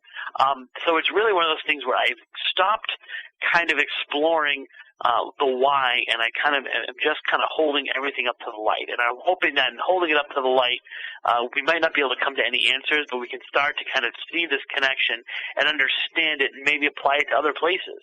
Yeah. And you can start to see, I mean, I feel like just in doing this kind of stuff, I can go just over the border to a town that used to be a Freetown, part of Freetown, and you can start to say, reevaluate Lizzie Borden and the case there and say, okay, well, maybe Lizzie did do it, and she was under the same kind of negative influence because that house itself has had several tragedies attached to it. So it allows you to kind of investigate the paranormal or investigate, some aspect of cryptozoology with a different and hopefully stronger perspective on a relationship scale. The other big picture thing I kind of want to talk to you about outside of Dark Woods is just your experience here in the Massachusetts paranormal scene, because you've been in the field for quite a while now, so you've seen the ups and downs and the explosion, really, of paranormal, of the paranormal scene. Especially, I feel like it may be more in Massachusetts than in other parts of the country. It's big all over the place. Don't get me wrong; it's huge in most states, but I feel like with the Gothic background and the Salem thing and a lot of the history here in Massachusetts, because we're part of like the oldest part of the country, you probably have a little more history and thus maybe more of an interest in the paranormal scene. But I've always been sort of interested in the national scope of the whole thing. I haven't really taken a look at the regional picture of it, but I know that you've been a part of the Massachusetts paranormal scene for well over a decade. I guess just talk about your experience in the scene with the people and stuff like that, and how you've seen the evolution of the field over the time that you've been a part of it. Well, I think I'm in a unique position because I've been alternating local book with national book. So I've been able to kind of not only cultivate some very strong relationships with people in the Massachusetts paranormal community, but also to kind of look at Massachusetts' place in the country. Yeah. And you start to see paranormal themes develop in different parts of the country. Mm-hmm. And everyone kind of maybe link their history with why there are ghosts. So, for example, it's very, very popular in the South to associate ghostly activity with demonic activity. If you have a ghost, it's a demon.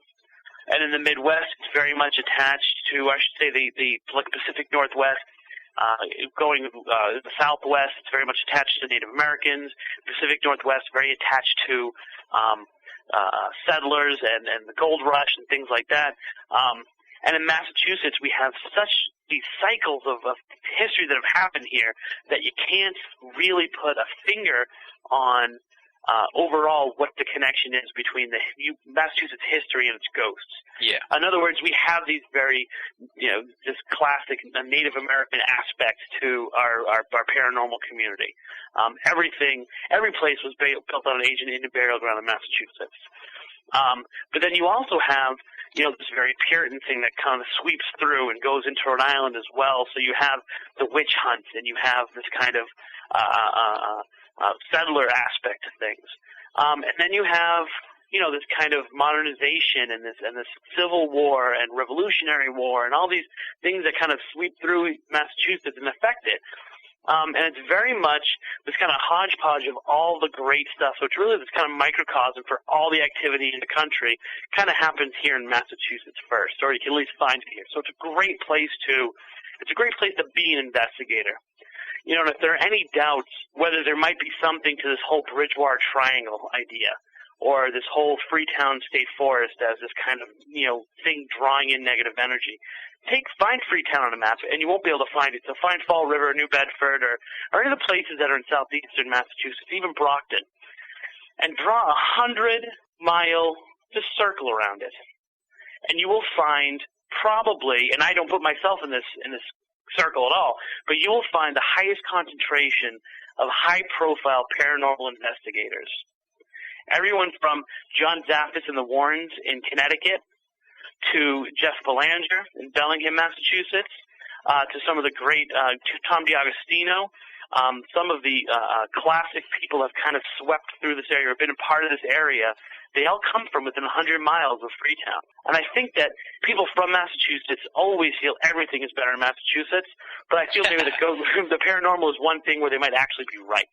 And baseball. And baseball is right. But, it's even kind of, it's funny, like, even investigating north and south. You know, the groups that are up north are very different from the groups that are down south. You know, and you've been exposed to some of the southeastern mass, you know, the spooky South Coast guys, and some of the, you know, of course, you know, Taps is you know, probably 10 miles from Freetown, is their home base. Mm-hmm. Be like 15, 20 miles actually. Yeah. There's this kind of culture and personality to the south side, or the southern area of Massachusetts, which is entirely different just from the north. So I'm in a good position where I'm kind of a liaison between those two kind of sides of the paranormal coin, and not having a group, but rather being an investigator and a writer has allowed me to cultivate relationships with both people and to see that stuff. And what would you say the flavor of the north side is? Because I'm only really familiar with the southern guys. Right. I think that the north is much more kind of connected to the Salem kind of haunting stuff. Oh, okay, yeah. All right, I see what you're saying. Yeah. Where it's much less about energy and much more about so much has happened on this one spot that it has to be haunted. Whereas the south is much more about something is working, and that's why so much stuff has happened on this spot. Yeah. Okay, I see what you're saying, yeah. And to like Methuen. I work in Lawrence. Methuen's the next town over. Great history of hauntings there. I mean, great. Like, you could walk down the street and you could, you know, basically create your own kind of ghost tour going from all the places that are kind of notoriously haunted there. You know, very different from southeastern Mass, where it's, see that forest has something dark and unexplained in it. Or see this bridge, these very public places that aren't connected and don't have necessarily industry attached to it. That's kind of the other big thing I would feel probably about the two different areas. Kind of a commercialism in the north as opposed to this very evil stuff happening in the south. Yeah, definitely. I totally see the commercialism part, because Salem's like, oh man, they make their part and parcel on that whole witch trial thing.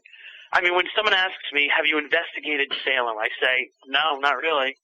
Well, why not? I'm like, okay, well, first of all, it didn't happen in Salem. And second of all, it's been done. I mean, what more can I say? That is such, as a reporter, you would understand, that's such tainted ground that anything that comes out of there, you know, you have to put so much salt into that, so we're hearing something, that it's kind of not worth my time. But give me a personal thing that happened. Give me a personal story from someone who just happens to live in Salem, and that's very engaging. Yeah, the witch trial thing, that's like Roswell. You know, it's been done to death. Right. Although if you think about it, witch trials, right?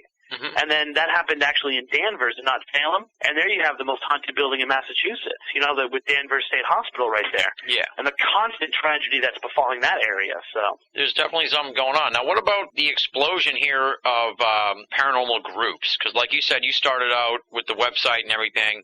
I will bet money that when you started out, there was probably a much smaller number of paranormal groups. I'm sure there were a few. But nowadays, there seems to be a group for every town, if not, you know, and these are small towns. Like, my town's small, as you know, and there's apparently a paranormal group here. Yeah, I need to tap into them. I need to know where they are. I want to talk to those guys. I found them by accident, and I'm trying to find them again now. So when I do find them again, I'll let you know. It's weird. Like, one day I just found them and was like, this is bizarre. What are they doing? But I was like, I don't want to contact these people. Right. I think that it is funny. My website was really kind of much less about investigating and much more about telling stories, and it was actually originally going to be used as a resource for fiction writers too. And that's kind of was the concept of a meeting place. And I said, you know, so supply and demand. There are so many national, or there were a few national websites. And then, of course, there's some New England websites. I'm like, hey, no one's just focusing on one area. That's what this stuff needs, is people to focus on just one area. Mm-hmm. So I'll do Massachusetts because that's where I live and that's where I love and that's where I've investigated. And so I think there were at least 3 or 4 ones that were about Massachusetts. Now, of course, Jeff Belanger already had his site up at that point. But he's just located in Massachusetts. He has a national and not international focus. Yeah. And Obi-Wan's site was up. And once again, she's in Massachusetts, but not a Massachusetts focus. So there was only 1 or 2 or 3 Massachusetts things, and now it's really exploded. So it's really, I get so many emails from people who want to join my group, or who want me to kind of act as a mentor to their group. And it's kind of, you know, on one hand, it's very, like, oh, would you really do all this? But on the other hand, they're doing a lot of very interesting things that I don't think would be explored if we didn't have kind of this saturation. And eventually the cream will rise to the top, and the people who are the best at it and who really have something to do and something to say intelligently will remain, and the people who are just on it because it's a fad will fall away. So we'll be left with kind of the best of both worlds. Yeah, so you don't find it as daunting that there's so many groups and that kind of thing? Yeah, like, see, I don't really care. Yeah. Because what I do is I connect with people. And so I don't feel the need to necessarily be like, well, I'm investigating every single weekend, and so I need to compete with anybody. Yeah. Go out and spend your time in your cemetery. I want to spend my time tonight interviewing this person who had this very profound experience happen to them, where they saw a ghost or whether they touched the other side. Not that I don't like going out to that cemetery and investigating, but it's kind of like the other thing is more, because it has a soul to it, is much more attractive to me.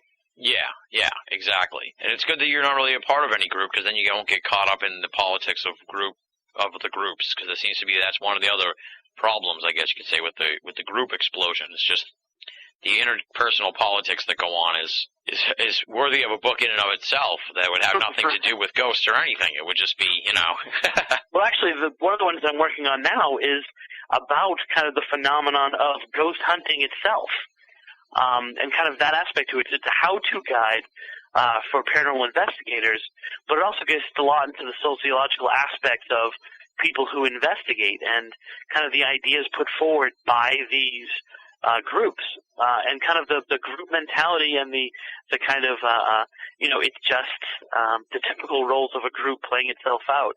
If you're going to think about entering a group, never join a group where there's a husband and a wife, for example, because you're always going to have that aspect playing itself out. And there's these kind of rules to being in a group, which sometimes are ridiculous and sometimes not. What do you mean? I gotta ask now.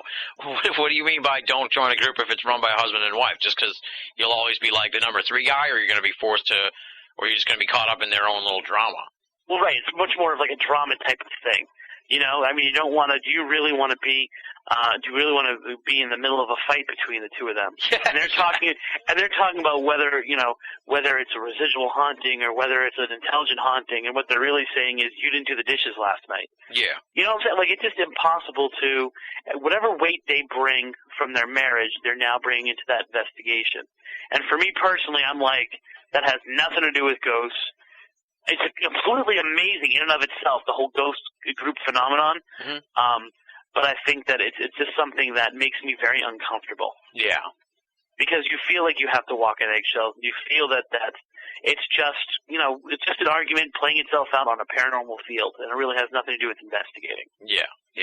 Well, one of the exciting things about Dark Woods is that you kind of make the transition here from someone who had an online presence and was an investigator and did a lot of writing and was featured in a lot of good publications and stuff, to having your own book and stuff like that. So I guess just talk about the experience of writing your first book and sort of going from, just an investigator to an author now. Right. And I would actually probably say it's the, a reverse of that, because I always considered, and still do consider myself an author first. I am not an investigator who writes, which I think is where there are where there's mistakes sometimes. I am not a person who investigates ghosts, has some ideas, so I decided to write them down. I am an author. I'm a trained author. I went to school for it. It was my life's passion since I was a little kid. I love to write. Mm-hmm. And this is where kind of life has chosen. I never would have assumed that I'd be writing ghosts about books. I thought I would be writing a classic American novel. But my two passions converged, much like a crossroad, if you will. And this is kind of where it's been. So it was very unusual for me to be considered an investigator for a while. And that took some adjusting, because people would say to me, so Christopher Balzan, a researcher or investigator, I'd be like, no, I'm a writer. And a lot of times it became I had to apologize for that. I'm sorry, I'm a writer. I'm not he's just a writer. He's not a real investigator. Which I always found funny, because I probably spent more time on genuine cases, really knee-deep in things, than a lot of people who were just kind of going out to cemeteries and documenting activity. Yeah. So it's very exciting for me to, a lot of people feel like the book would be the supplement of finding the evidence. I don't think we're going to find evidence that's going to prove there is life after death. Or I don't think there's some kind of Rosetta Stone that is going to make it all make sense. I think ultimately what we're going to be left with is a chronicle of the people during this time. And I want to be the person who's involved in helping to chronicle that. So for me, the book is kind of the end game. And people reading it and enjoying it and being intellectually challenged by it and entertained by it is my goal. So, ultimately I would like to do more books and sell more copies and be able to dedicate myself entirely to this. But seeing it, I saw my book on a bookshelf at a Barnes and Noble. I don't know if I could say a chain like that, but in a bookstore. I saw it on a bookstore on the shelf in the computer of that bookstore for the first time this Monday, and it was amazing, and it was wow. And when I held the book in my hand for the first time, I still have I don't allow anyone to touch my review copy that I got, which is really just the first copy of the book. There's nothing special about it. But it was my book. So in terms of making the transition, this is what I feel like I've been trained for my whole life. This is what I've been kind of leading towards. So holding that book is kind of like the culmination of what I've been hoping for quite a long time, much longer than I was hoping to find that crucial piece of evidence that was going to, make the whole ghost scene explode. Yeah. That was a very long-winded answer. But no, but it was a great answer. It was a great answer. It was good. It was good. I was listening to it and thinking these are going to be in the intro here, some of these parts. And sort of to wrap it all up here, to put a big bow on it, you kind of already touched on the ghost book you have coming up soon, the instructional book. But what's next for you? I know you have a ton of stuff in the pipeline, so let's hear what you have coming up for books and for speaking engagements or anything like that you want to talk about. I kind of feel a little bit like I'm the Morgan Freeman of the paranormal this year. I think you said it in an interesting way that there's an up and coming aspect to me. And then it's going to hit hard. It's really kind of, maybe it was a prophecy. Maybe you've got a little bit of a sixth sense and you know it. But I've got 3 books that are going to be due this year. So come Halloween, I'll have 4 books out there for people to enjoy. I have another book by Schiffer, which is coming out around Halloween, which is called Ghosts of the Bridgewater Triangle, which is an examination of just the paranormal, I should say the ghostly side of the paranormal in the same part of Massachusetts that we're talking about. And in the same respect, I've got 2 national books with major publishers that are coming out. The first one is called Ghostly Adventures, which is due out in July, I believe Amazon is saying, and that's first-hand ghost accounts from across the United States. And so it's kind of like all these different ghost stories and kind of my commentary on them.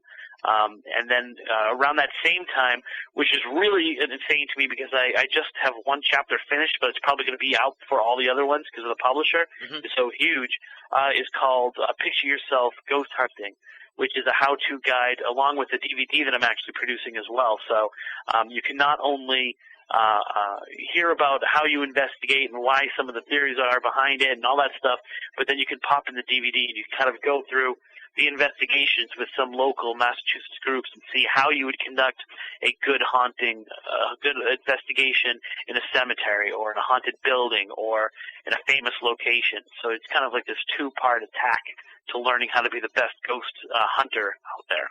Nice. Well, we need a book like that because there's a lot of not so best ghost hunters out there. So It's interesting. I thought it would be kind of like this a common sense stuff, because there are so many groups out there. And yet, and I'm almost kind of like hesitant to be like, oh, this is what I'm working on. But every time I mention it, whether it's to a group or whether it's to, they're excited that there's going to be something like that out there. You hate to use the expression, but it really is kind of being sold as a, ghost hunting for dummies kind of book, which there isn't, oddly enough. Yeah. And there's so many groups. And there's some interaction, and there's some good interaction with the Taps family type stuff, but it's still quite a splintered field. So this is the kind of thing we could use. So right. I'm looking forward to that for sure.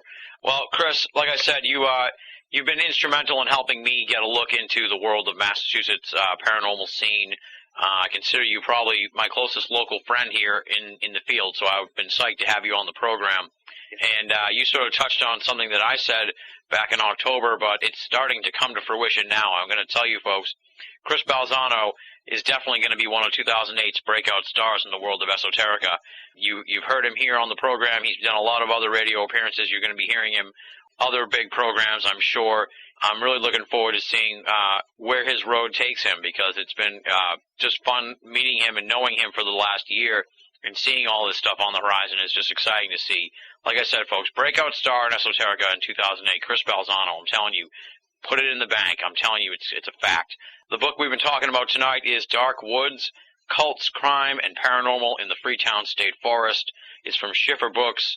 You can get it pretty much, if you can't find it at Barnes & Noble, tell them to order it, and you can get it there. Or go to Amazon.com and order it from them, or go to Schiffer Books' website, order it from them. It's an awesome book. We just scratched the surface here. There's so much in there that I just want to hit on some of the zanier stuff, some of the even odder stuff that he hits on in the book. But there's tons of other stuff that I didn't even get a chance to talk to him about. So it's definitely worth picking up and reading. Like I said, Chris, I can't thank you enough for coming on the show. It's something we've been talking about since April. I've been waiting to get my copy of Dark Woods so we could have you on the show. From a personal perspective, I can't thank you enough for your friendship and for your time and for your patience with dealing with me, over the weeks and months and all of the adventures that we've been on, and surely all the adventures we're going to be on in the future. So I look forward to all that great stuff. Of course, folks, you can find all kinds of information on Chris at his website, www.masscrossroads.com, masscrossroads.com. Definitely check it out. Tons of great information on all these awesome stories we've been talking about, even more, and information on where you can get the new books and stuff like that. So masscrossroads.com, check it out. And thanks again for coming on the show. Thanks, I really appreciate it, Tim. I really enjoyed talking with you, and anytime you want to go and see if we can get into another adventure and I can lose another car, please feel free to call me up. So that does it for this week's edition of BOA Audio Season 3. Big, super huge thanks to Chris Balzano for coming on the show. Telling you folks, breakout star 2008, Chris Balzano. Keep an eye on this guy. You can find out more information on Chris at the website, www.masscrossroads.com. Check it out. Little in-house notes time, of course. We already talked about the podcast feed problems. Check that out at the beginning of the show if you missed it somehow. We're getting a new podcast feed, in-house podcast feed, very reliable. We'll make sure it does not go down again. So stay tuned for more information on that. Nothing else really going on, percolating on the big projects, BOA DC and BOA After Hours. Hopefully we'll have more information on those items next week as we kick off March. And now, call your friends, wake your neighbors. It's time for BOA Audio listener feedback. Let's dive right in here with a very interesting letter from someone billed only as Tobias/Der. I'm not sure if that's two names or I've never seen the slash between the names, but it's Tobias/Der. And here's what Tobias has to say. I was rather unhappy with the Sci-Fi Channel putting a guy on a bed and letting us hear that he was abducted by aliens, but later when they were done, he was placed nicely in his bed with his, quote, underwear on backwards, unquote. BS. This is bad stuff, people. What is worse, bad aliens or bad actors? This is not UFO hunting. People, they are out there for real. Wake up. Tobias/Der. There you go. That's a haunting email, my friends. I haven't really even checked out either of the UFO Hunters shows.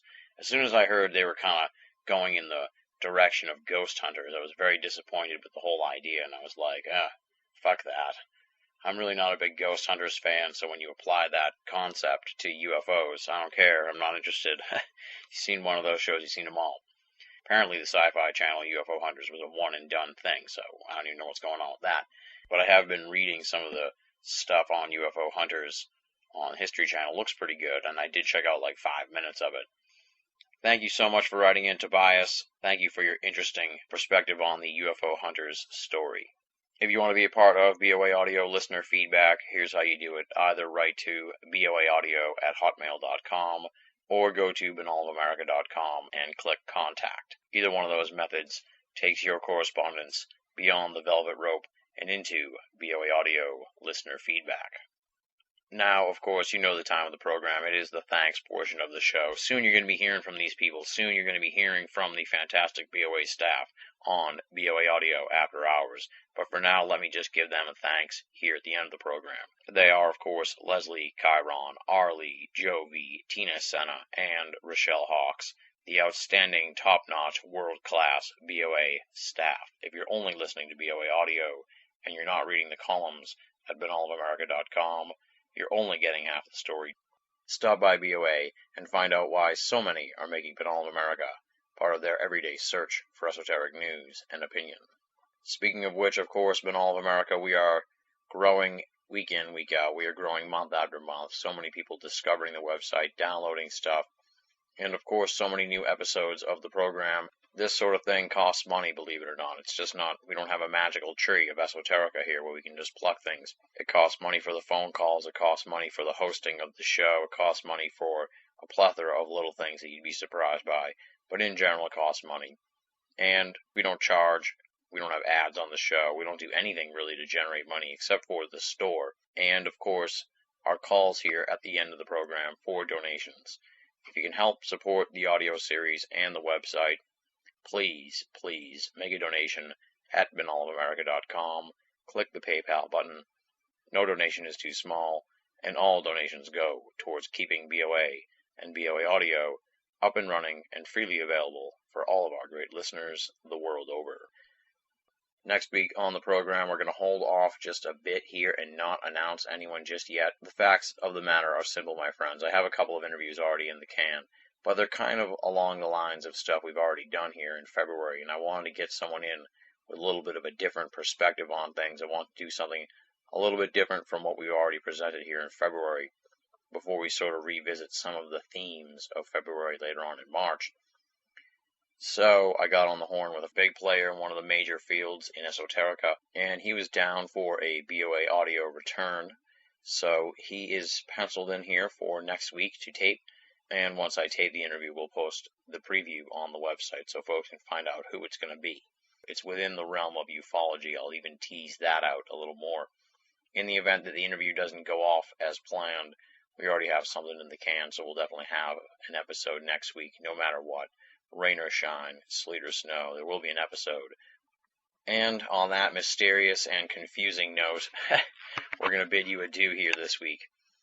Thank you so much for listening, folks. It's been a little bit rocky here in the middle of February. I apologize for that. Stay tuned. More great episodes coming up around the bend. More great, exciting stuff coming up from BOA. Until you hear from me next week, thanks again for listening, folks. This is Tim Benall, signing off.